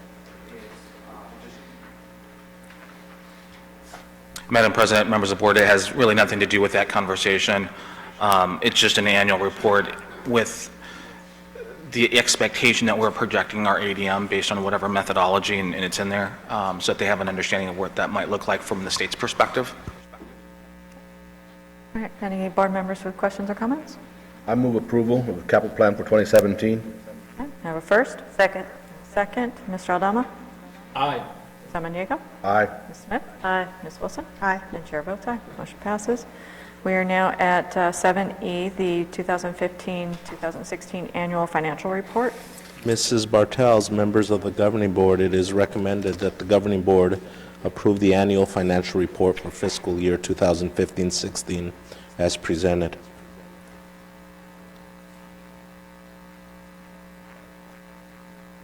Is there a presentation on this one? Or no? Barragan. Madam President, members of the board, I do have a presentation, so if, it's about 50 slides. I'm happy to walk you guys through that. It's very, it's something we do annually, so I'll kill the lights on this end, and if Russell, you'll help me. Thank you, Liz.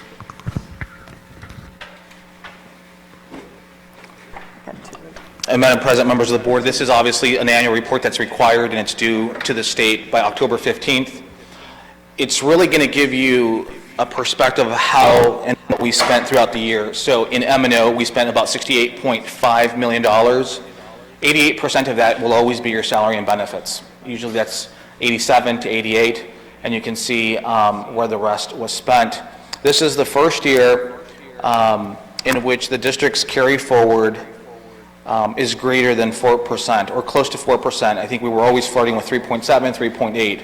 I remember, I think it was either Board Member Samaniego or Board Member Aldama, when we talked about current year funding, we talked about, or the question was posed, what are we going to do if our enrollment decreases, and what are some of those contingency plans when enrollment decreases, which results in funding decreasing? What we've communicated at some of our breakouts or communications when we did the negotiations was, because of Prop 123 and some of that funding in the old year, we were able to increase it, and we wanted to make sure that we had some type of cushion if our enrollment decreased. So you'll see that for the first time we're at 4.5%, and just to remind everyone, previously it was capped at 4%. So again, we've always flirted with 3.6, 3.7, we're at 4.5, and it's to create a cushion should our enrollment decrease. Our voters have been very supportive of us, and as a result of that, we do receive a little over $9 million in funding specific to M&O, and we've broken it down. Almost $2.8 million goes towards all-day K, about $1.4 in teacher salaries, PE, art, music, band, and you can see. So again, we could not do this without the support of our voters, and so that's kind of a breakdown of how those monies were spent this last year. And this is, I hope to answer some of the questions that some of you posed in the previous discussion that we had earlier, because I do want to spend some time in this next couple of slides to talk about the continued lack of funding on capital. We spent about 2.3 in capital. which compared to the previous year, we spent about 2.4. And you can see the breakdown on how those monies were spent. You look at 49%, it's technology. About 600,000 to 700,000 of that is specific to software. And the other is other related technology items. But I think this is one important slide, because what we wanted to communicate when Sarah and I put this together was to give you an understanding, and the public, of what our capital budget has been, at least for the last 5 years, and how much we've actually spent of those from that bucket. So you'll see that in 2012, we're a little less than 3 million. In 2013, it's even less than that. I'm going to guess about 2.2 million. But in 14, 15, and 16, I think some of you have asked, we know what is some of our long-term planning when it comes to capital. We know that we need to put more resources into capital. So you can see how we've consistently, aggressively have put more money into capital. And you can see that in 14, 15, and 16, we have spent more. Not where we should be, but we are spending more. And that's to address just the various needs throughout the district. Our voters have also approved of a bond fund that generated about $28 million back in 2011. In this last year that just ended, we spent about $3.4 million. And you can see the breakdown. Just so that we have an understanding, a good portion of that is what the cost of selling and issuing those bonds. I believe that was $60,000 or so. And then just some minor expenses. But you can see we've spent about $118,000 related to security. So if you visit schools like Jack and you walk into their front reception area, we started to put 2 doors, one on each side, and that's really to limit the access. And so there's more work that we need to do, but we've started to address that, I believe, about half of our schools district-wide. Fire alarm systems, the last 3 years, I believe we've upgraded, I believe it's about 4 or 5. Some of you may remember that when we did walk some of our campuses, that was some of the discussions that we had. It's been long overdue. They've exceeded their useful lifespan. And I am going to talk a little bit more about that as well. We have some costs related to our transportation building. We've done a lot of renovations. I believe we've done 6. That's long overdue as well. Floor resurfacing, we purchased new buses, again, trying to be more efficient. And then energy upgrades. That's something that we're trying to consistently, aggressively continue to pursue. Russell, can you hit enter? Can you hit enter? What we also thought was important to continue somewhat of that dialogue about building renewal. You'll see that in the 2015-2016 school year, we were funded or awarded 14 different projects. And let me talk a little bit about, you might have heard me talk about, we've been awarded $460,000. That's what's been awarded. Doesn't necessarily mean that's what we're going to actually spend, depending on where costs come in. So part of this, of that amount, we've actually received or have spent $271,000. Some of that is going to cross over into this new fiscal year.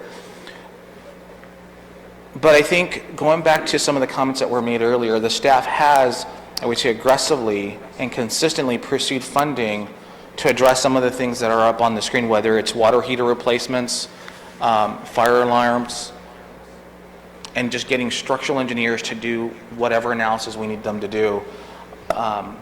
As of last week, I believe, we were awarded about 3.2, which addresses additional needs throughout the district, and it's something that we're going to continue to do. You've heard me talk about the reductions, and this is specific to Glendale. So since 2009, through this new school year that started, Glendale Elementary School District alone has been reduced by over $32 million. $32 million. I hope that we understand what I just said. That's $32 million. That is not chump change. That is a significant amount of money. 29 million of that has been specific to capital funding. The things we just finished having a discussion about for the last hour, 29 million of that has been taken away, which could have helped us address some of these issues. And I wanted to provide you this slide so that whether the board or the public or anyone who might be watching this could understand from what funds those monies have been taken.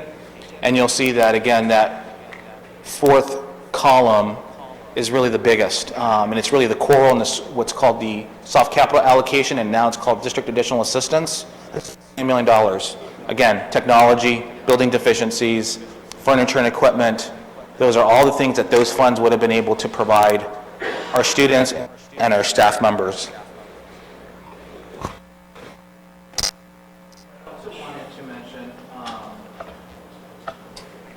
Is that there have been a lot of changes to the accounting system or the account codes to school districts.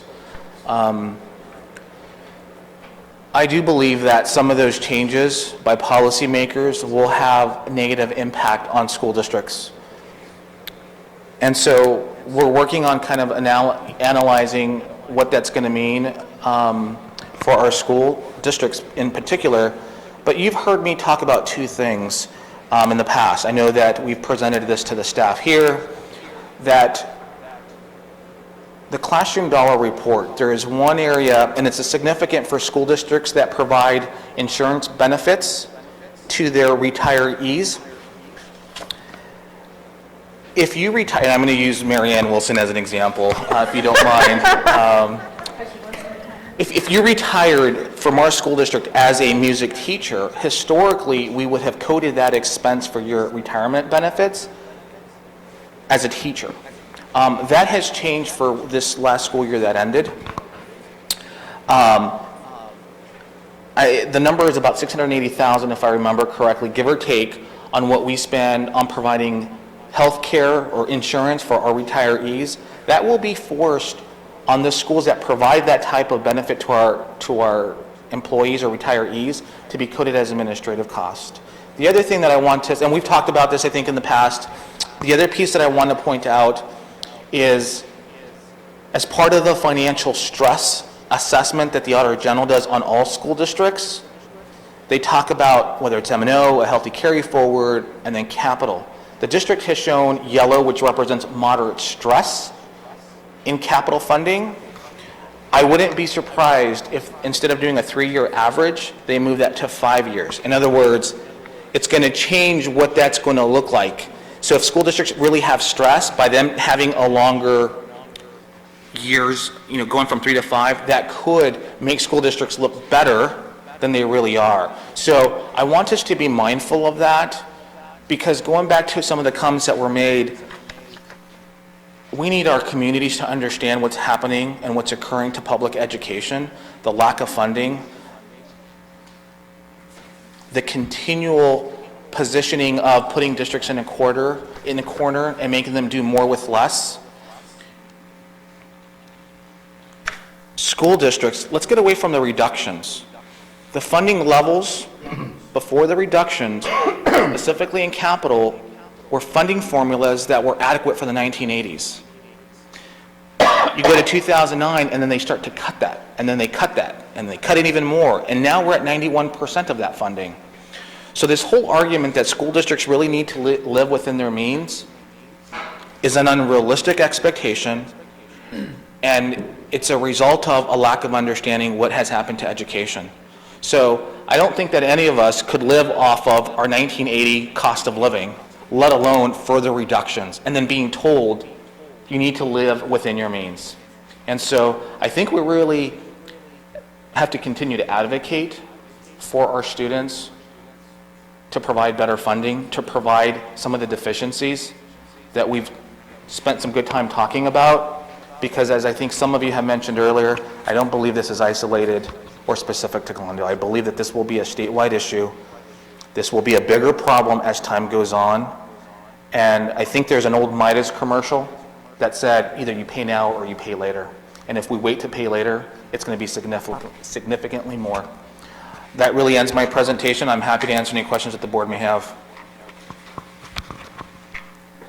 Any board members with questions? I'm waiting for the other 40 slides.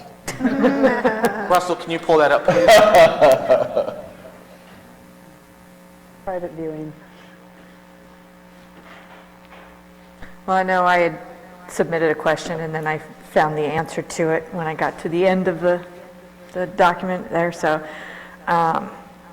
because that was a substantial jump with regards to the insurance benefits, you know, it was like, wait a minute, what happened? And because the overall percent didn't change a lot, I knew there was some shifting somewhere, so I'm glad that you included the comments so that where the changes were showing up, we would be able to see those.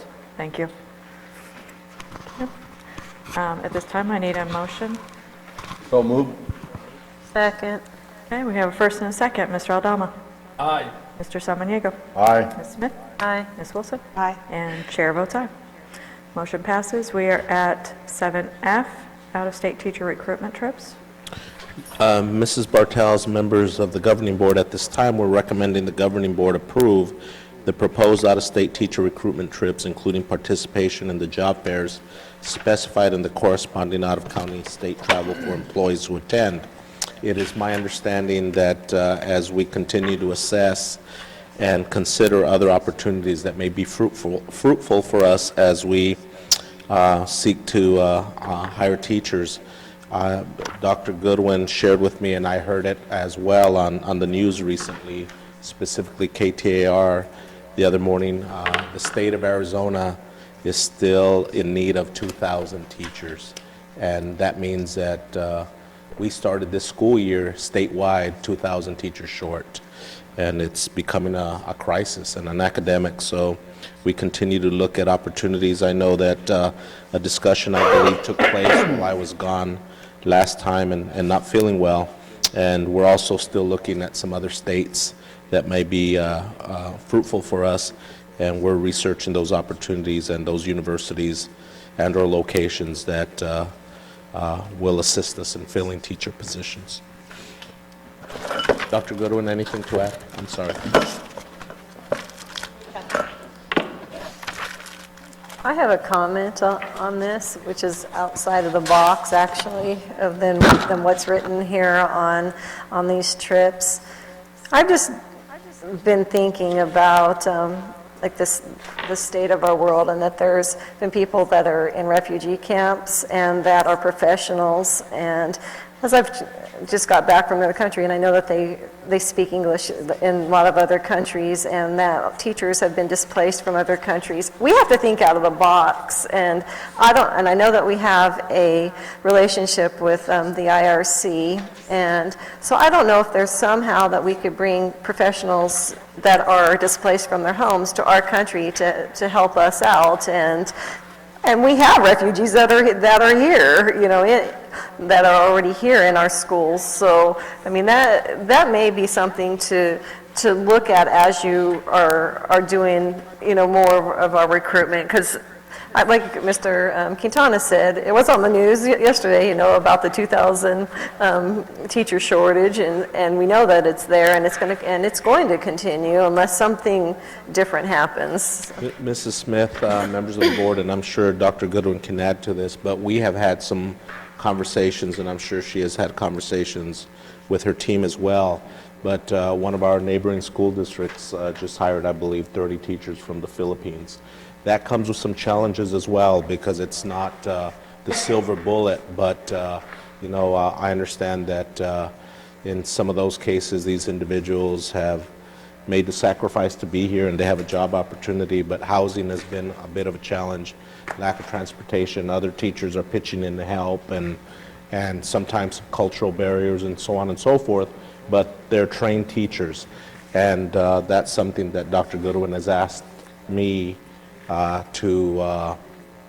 I'm supportive of consideration and discussion regarding that, and I guess the better question is the board supportive of exploring those opportunities as suggested? I think it just has to come back for a discussion. Okay. Yep, it's not on the agenda, but Dr. Goodwin, anything you would add? We are actually looking into agencies that provide exploration in other countries. They'll actually go out and seek out highly qualified candidates, and you can do some Skype and FaceTime interviewing so that you can assess their level of language and those kind of things. And we have identified some of our biggest need in our refugee students so that we can make sure that we target some of those areas and that there wouldn't be a language barrier. So we've already started exploring that. Mr. Duguid is looking at that right now. Joe, I think, I agree with Sarah, and we've talked about this before. I know I suggested it when we heard about Casa Grande and other areas doing the same thing, looking at, teachers from other countries, so I strongly suggest that we look to see what you can come up with. And I know there are challenges with it, but I think Sarah's absolutely right on. With the board's, of course, permission, we'll explore some of these opportunities and bring it back for discussion. Thank you. Meanwhile, we're on the trips listed. Yes. Approve the additional recruitment schedule. I'll second. I have a first and a second. Mr. Aldama? Aye. Mr. Samaniego? Aye. Aye. Ms. Wilson? Aye. And chair votes aye. Now at 7G, Yes, Mrs. Bartels, members of the governing board at this time will consider taking action to direct the administration in purchasing membership for individual board members or the board as a whole with the Arizona Latino School Boards Association. okay. And Mr. Samaniego, you asked that this item be brought back. This is for us to discuss and give direction to the superintendent with regards to. I was looking for a recommendation from the superintendent. Basically, we're prepared to purchase registration for the board as a whole or as individuals. I believe that's something that the board needs to obviously let me know about. It is my understanding that I believe some board members may be prepared and ready to proceed with membership and registration, and Liz and I can certainly do that. And others, I don't know, others may be in a situation where they want either to research more information, or if we have members or individuals that become members, then have those individuals bring back information that will help those individuals decide. But I believe that's kind of how I'm taking the situation at this time. So my recommendation is that we proceed with registrations for as many individuals who are comfortable in doing so at this time. And we can do that immediately tomorrow.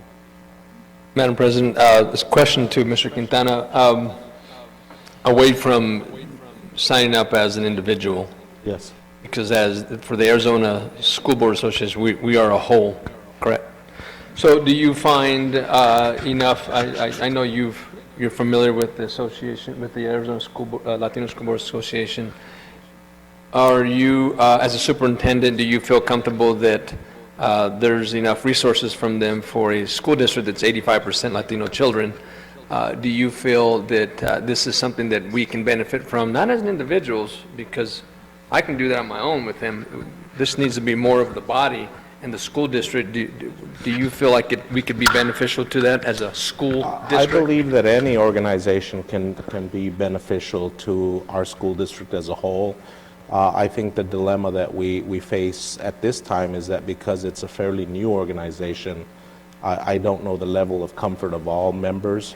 I know that, for instance, the Arizona School Boards Association, although we are members as a whole, I believe some of our board members find more value in some of their offerings than some of our other board members, and I think that's human nature. So I think for those reasons I'm hesitant to say, well, let's just, I think that's hard for me to determine for all individuals, but I believe all organizations can provide some benefit, and then for others, they may not see the same benefit. I thought we were going to, I walked over to Liz because I didn't see any tabs for item 7G. That's why I walked over and asked where's the information. There wasn't any. I was surprised that we didn't, for the board, that we didn't see costs of membership or anything like that. And I know there is, but. We already did, though, in a past meeting. So what information are you referring to that we need? I believe it's pretty minimal as far as... 300. That was 200 for a board.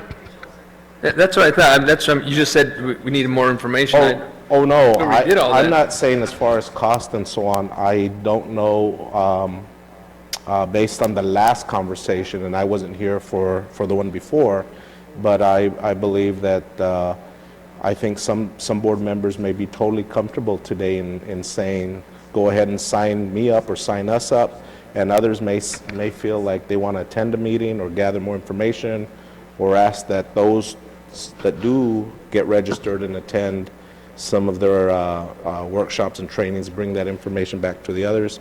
I guess I'm just sensing that, and you as a team can correct me. Madam President, so if I may, I just lead and say that you're absolutely right. It is a new organization. I think that this is a perfect opportunity for this board with the demographics that we teach in and that we govern over. Because of those demographics, we could be a part of building that organization. We can help send them policies that need to be created for our school district. So I think by joining at such an early stage would be beneficial to us and be beneficial to the organization. We can help them build. So I would say that this is a great opportunity for the whole board to join as a board as a whole. That's my opinion right now, my direction to the superintendent. Well, for me personally, I hear what you're saying, but at this time, I've not seen anything yet that they're doing, because it was pointed out at one of our meetings, I believe by you, Mr. Aldama, that ASBA doesn't do enough, but then you don't attend those sessions. So, it's hard, for me, it's hard to see what the Latino School Board Association can help us with at this point, because I don't see any events that they're doing for us to participate in. So, at this time, I think it would be beneficial if, one or two or three or four or five board members want to start, give the information to Ms. Powell, gets us registered based on that information. If it is, 4 out of 5 want to join, then then it would be the whole board because it's the same cost. But then for those board members to come back and say, okay, this is what has been occurring, this is what they're doing, and these are the meetings that we've attended, and these are discussions that have been had, so that we do understand what they're doing. So, if I may, simply the efforts that this organization has gone through over the couple of years of establishing this organization, I feel it's very important that we become part of it. They don't have a lot of events. Obviously, neither did the Arizona School Board Association when they first started. But it took districts to the buy-in to make them successful, to help us be successful. Again, our demographics are deserving of the advocacy that this organization is providing us. It's in the early stages. We're talking about every penny for the district is a lot of money, but this is a good value for our kids. Simply the advocacy they have for the Latino school kids, that are some targeted resources that they're going to start to come out. So I say it's a great opportunity. The early stages is a great opportunity. I think that's where you're most successful. So I disagree, but I do agree they don't have a lot of events. But I think that's yet to come, and it's dependent on school districts joining. And again, I feel we should. I don't have a buy-in in this organization, and the reason is when they came and presented, and I wish I couldn't find my paper about it, but at the end of it, they were like what their political agendas were, and I didn't see how their political agenda was going to benefit our Latino school children, but I don't have a problem if you guys want to be a part of it and you want to be a part of the building of it and have, start the buy-in. I don't have a problem with individual board members being a part of it, but I don't have a buy-in in their organization. So I would make a recommendation that board members let Ms. Powell know if they would like to join, and then the district could set that up. Yeah, I would, I don't know if they would let me, but I would like to go to a meeting or two and, before I make my decision.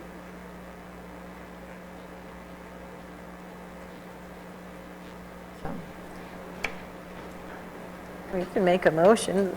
I think I'll just move that we let individuals at this time join the organization if they would like to. I'll second that. Mr. Aldama? I'm just listening to you guys saying no to Latino school kids and their advocacy that's available to them. That's all I'm listening to. I would never go Thank you. that far as to say that this board is saying no to advocating for Latino students. Ms. Bartels and I just attended Soluciones, which was a wonderful conference that had to do with helping and educating Latino students, and educated us on many different aspects. And I know you were out of town, but we were the only two that went, that thought it was important enough to, not that you didn't think it was important, I didn't mean it that way, but we felt it was very important that we go. So I don't want this to sound like we are not in support of that, but it's just the organization itself. I'm not sure that,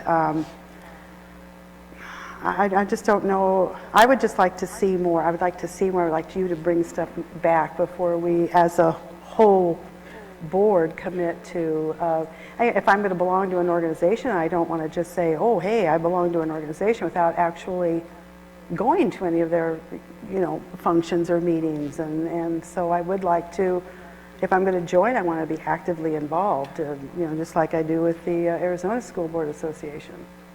And I've enjoyed their equity events, and they do a good job. I've gone to their presentations in the national conference also. So, it's not that we don't care about our Latino children. It's just that we don't agree with the buy-in of this organization. So let's move on. There's a motion. Quintana, I'm thinking what we're hearing is just if board members wish to join, they will let your office know so we can get that taken care of. We will do that There's immediately. a motion. Motion and a And a second. second.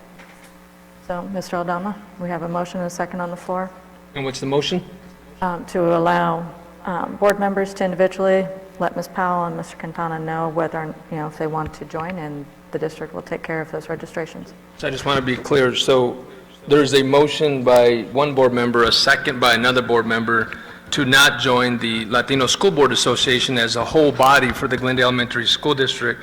But there is a motion to allow individual board members to join. Is that correct? At this time, yes. Okay. I vote nay. Okay, Mr. Samaniego? Day. Ms. Smith? Aye. Ms. Wilson? Aye. And chair votes aye. Okay. We are to 8A. Mr. Quintana, goal progress. Mrs. Bartels, members of the governing board, at this time, as I'm sorry, and I should have mentioned that up front, Mrs. Segata Jones is in New Mexico this evening. They have a milestone family event. I believe her parents are celebrating a significant anniversary, and she wanted to be there with her family and with her parents to do so. And in her place, Dr.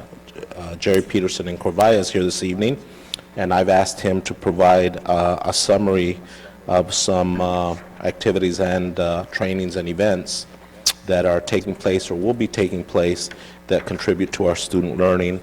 And then I will share some additional information regarding some trainings that took place yesterday. Dr. Peterson in Corvaya.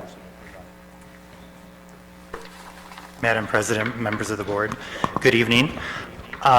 We, as you know, we're on this continuous school and district improvement process. And there are a number of things that you can do that are strategies and processes and procedures that you can put in place to go along this entire process. And there's three very important ones that I actually wanted to bring to your attention tonight that we've been working really hard at targeting. One of the things that Dr. Sharon Kramer, who helps us through this process, talks about is that the sense of urgency is too high for us to think like we used to by helping teacher by teacher, school by school get through this process for higher student achievement. She's really helping us realize that it's moving teams of teachers, not individual teachers, moving a district of schools, not just individual schools, through this continuous improvement process, because we don't have time to pick and choose, perhaps. So three things. One is our guiding coalition. The second thing is our embedded coaching model with our principals. And then the third thing is what's called a balanced assessment system. And so Guiding Coalition, which you may have heard in previous conversations through board meetings and through board updates, is really about 135 individuals from across the district come together for training on how to move this work forward at their school site. And it's more about building capacity and shared leadership of our teaching staff so that they move that work forward. So it's not just based on the principal or what the principal thinks at the time, or if it shouldn't matter who the principal is, because the teaching staff is doing that, has that leadership process in place. So we just met on Wednesday, last Wednesday, in this room with our new round tables. It's so exciting with round tables.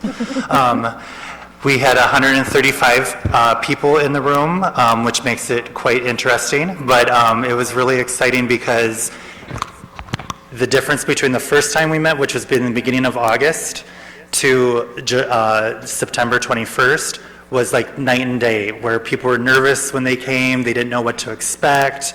And then the Wednesday was like people got down to work and there was laughter in the room, humor, and people were doing the right work.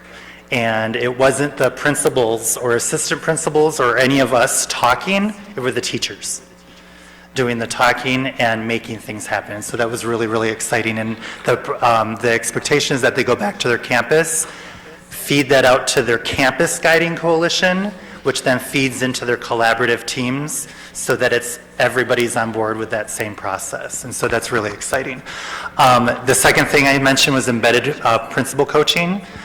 We have 5 principals in the school district that get to observe Sharon Kramer work one-on-one with school sites and the principals there and their teams there. And then they take that learning and spread that out to the rest of the 12 other principals in the school district. So it's really almost like a trainer of trainer model to help coach all of our principals and our leadership teams on every campus, again, to do the right work and make sure that we're staying on the right track as a district and as teams of teachers. And then the third thing, which I have to say might be almost the hardest thing that we've been implementing, is what's called a balanced assessment system. And that's really to make sure that we don't just use one assessment, AZ Merit, to decide everything about how we support our kids. But we really take a lot of poignant data points to make decisions about what kids need in the moment. And so this year you've heard that we've started our universal screeners at the beginning of the year. I'm happy to say that because of those universal screeners, we were able to, within 2 weeks, the first 2 weeks of school, intervene for kids that needed intervention right away. That is, since I've been in the district, we have not really had data to do that right away. And so the longer you get away from the first day of school, the easier it is for gaps to start presenting themselves, and we really wanted to narrow that. And then the second thing that we've implemented last year that we sat through some data digs or data discussions with the benchmarks. And so next week, Monday, and everybody's just so excited, our benchmark assessments, you can tell they're just cheering out there. Benchmark assessments are next week in reading, writing, and math. And we will have the results of those assessments almost immediately, so that as soon as teachers come back from fall break, they will be in professional learning communities analyzing that data and making decisions to enrich and or intervene for kids right away, again, at the very beginning of Q2.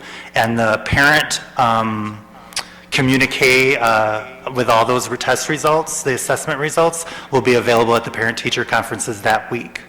So we're very excited that not only I know you talked about transparency and communication with the other issue we were talking about, but it's the same thing with assessment results. I think that parents really want to know because they want to help and they want to know where their kids are at.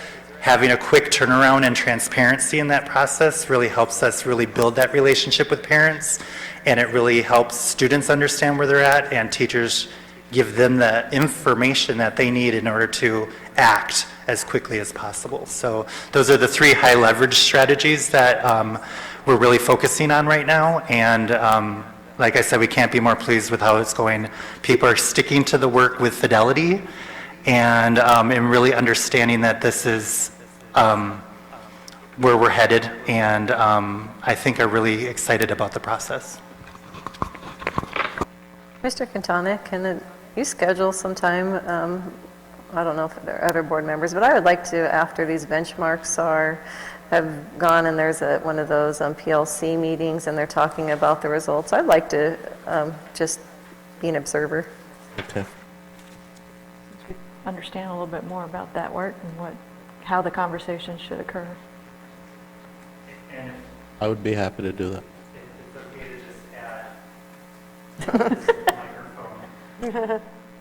Be gentle. It's not turning green, but I think from what I've seen so far in the collaborative teams, teachers would be so welcome to have people observe because they think that they're proud. Kate is very proud of the work that they're doing in there. It's hard work. Okay, we'll go to her class, her committee. But we go there all the time, and they are very welcome. And so it's really nice. It wouldn't be anything new to them to have an observer. Okay. Thank you, Dr. Peterson and Corvaya. What I want to add is that I'm pleased to report that yesterday we had our first cultural competency training with about 160 of our employees. The governing board was gracious enough in April of last year to approve for Dr. Alvarez and I to travel to Tucson, to Pima Community College, to be participants in a cultural competency training that was there. And I shared with the governing board that one of our goals was to identify a potential trainer that could come in and assist us. I have provided you a copy of Kamana Karka's bio, and she's the individual that we secured to be the trainer. And yesterday morning, we had about 85 of our district office personnel, members of our IT department, and members of our warehouse department, administrative assistants, so on and so forth. They were part of the first training session from 8 a.m. to noon. And then in the afternoon, we had our building principals and our school office staff personnel, our administrative assistants and others who are the direct contact with kids, teachers, parents, and other community, and they were part of the second training. I believe that the training went well. We had some very, at times, uncomfortable conversations, but respectful conversations. And I believe that everyone left with some food for thought and an awareness that we have to be extremely cognizant of our words, our actions, and the manner in which we work to develop trust and relationships with our students, our community, and others. And our plan is to continue this training, and our next steps would be to go out and train our school staff personnel, which is basically our teachers and others. And we know that this relationship building will contribute to the work that Jerry just described, and not only building trust and respect with our community and our kids, but also building trust and respect with one another so that we can work collaboratively, as he mentioned, to better serve our students and our community. So that those activities took place yesterday. Must have been a really good training, huh? And we'll certainly invite board members to one of our upcoming trainings. Any questions, comments? on board? Okay. All right, we are now at 9, future meetings and events. Mrs. Bartels, members of the governing board, I understand that our next regularly scheduled governing board meeting is scheduled for October 20th.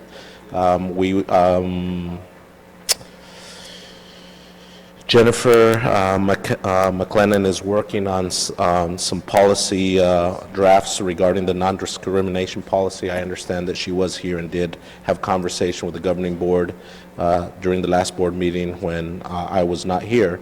So I know that that's one item that we're bringing back at that time. I don't know if we have any other significant items from the business or personnel or ed services perspective for that meeting. Okay. Jerry? I don't know if you'll be ready for the benchmark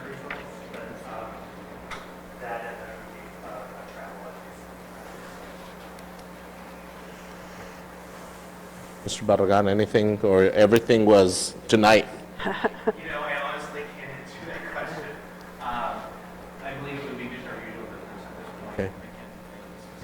And of course, we have another item coming up with agenda item requests from governing board members, and of course, we will certainly add to that agenda based on that conversation. Well, hopefully by that meeting, we'll have 3 campuses back to normal. I will, during my summary of current events, share some general information regarding that.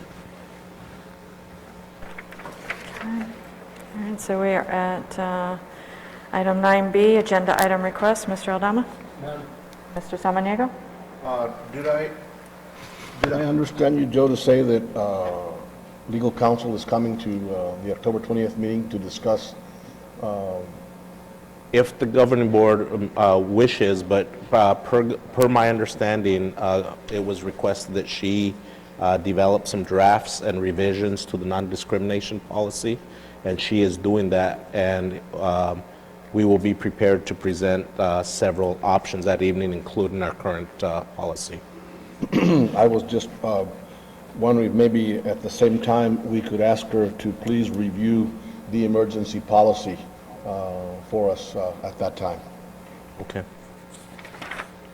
since she's already coming.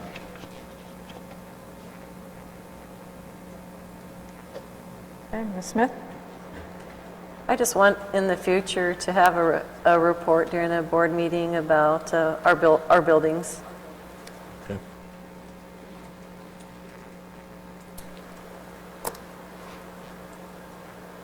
Is it the desire of the board that that be periodically, like every other month or quarterly or twice a year? Or I guess we can determine that as we go, or? Yeah. Okay, Right now, I'm just thinking one report, but. right, okay. Okay, Ms. Wilson?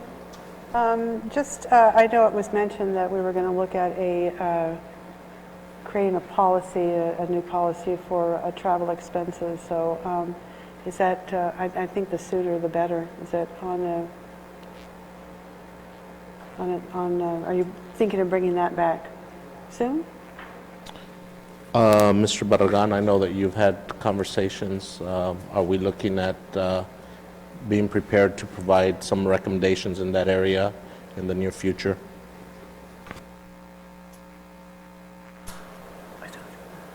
Madam President, members of the board, if that's the desire of the board. And I'm just going to bring back like a new board member orientation for discussion, since we will have possibly 1 or 2 new board members this year coming onto our board. Clarification, Mrs. Bartels, a conversation or guidance Discussion regarding item, a board yeah. orientation? Okay, So how to, as to how to proceed forward with something like that. okay.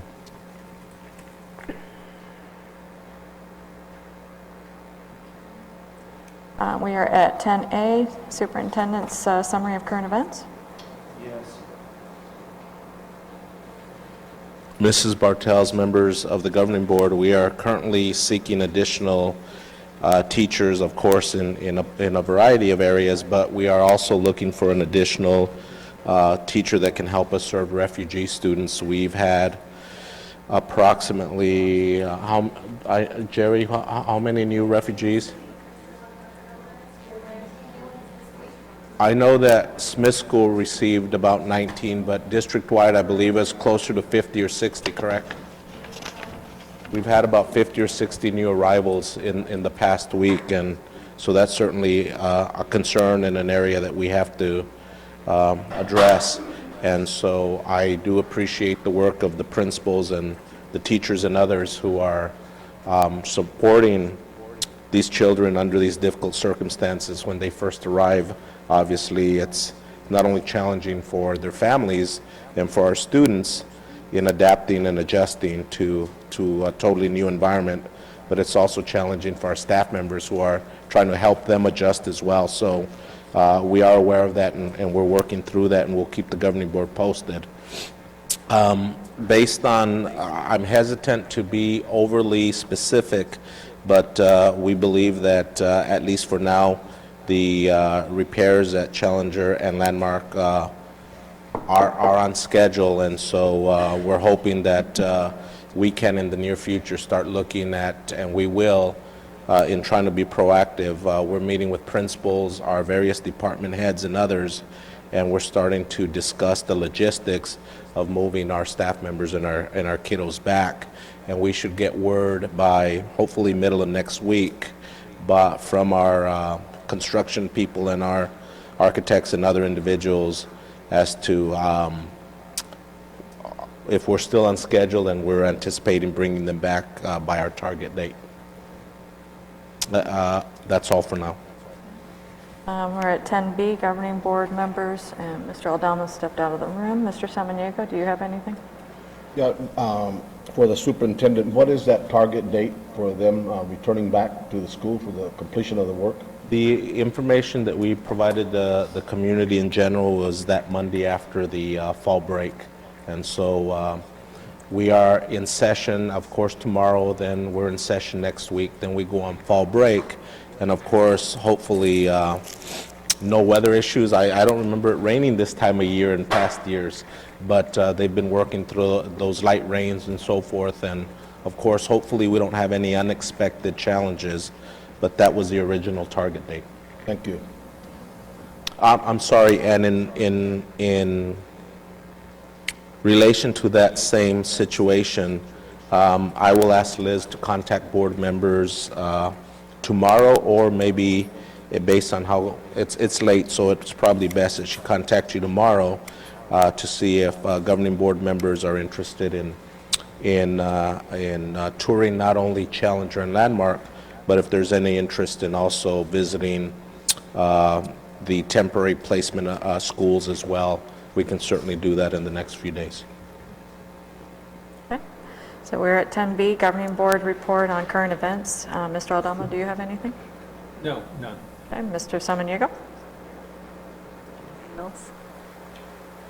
I guess not. Do I get another question? Yeah. Well, you don't want to do a discussion, so yeah. this is just summaries of current events that you're No, bringing I'm forward. good. Nothing, thank you. Okay, Ms. Smith?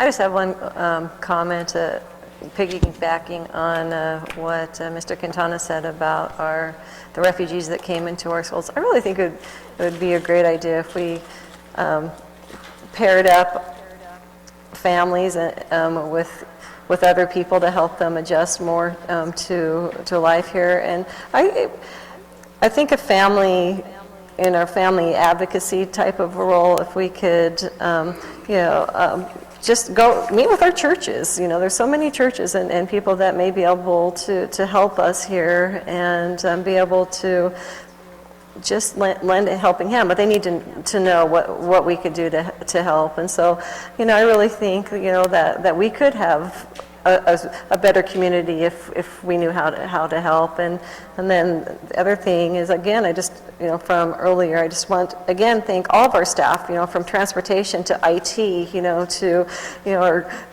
our communications, just everyone for the hard work that they put in to make this unfortunate situation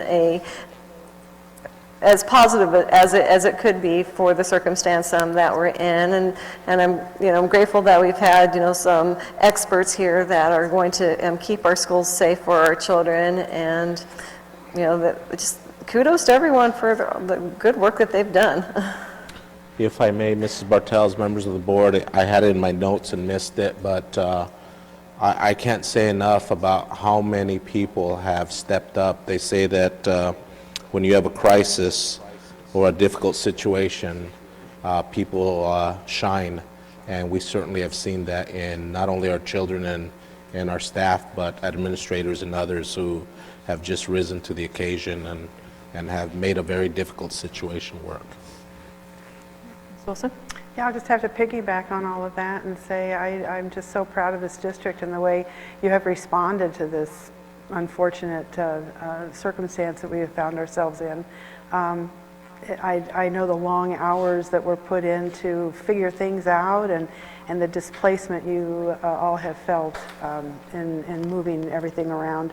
Also, yeah, to the parents and our students as well.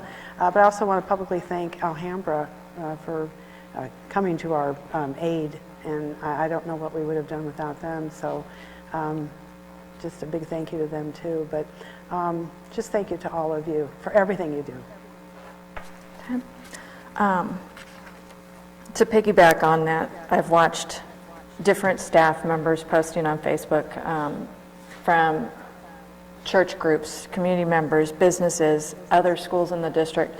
So many people, you know, nothing like finding out the last day of the week that you need to prepare for relocating 2 campuses and displacing possibly 4 altogether.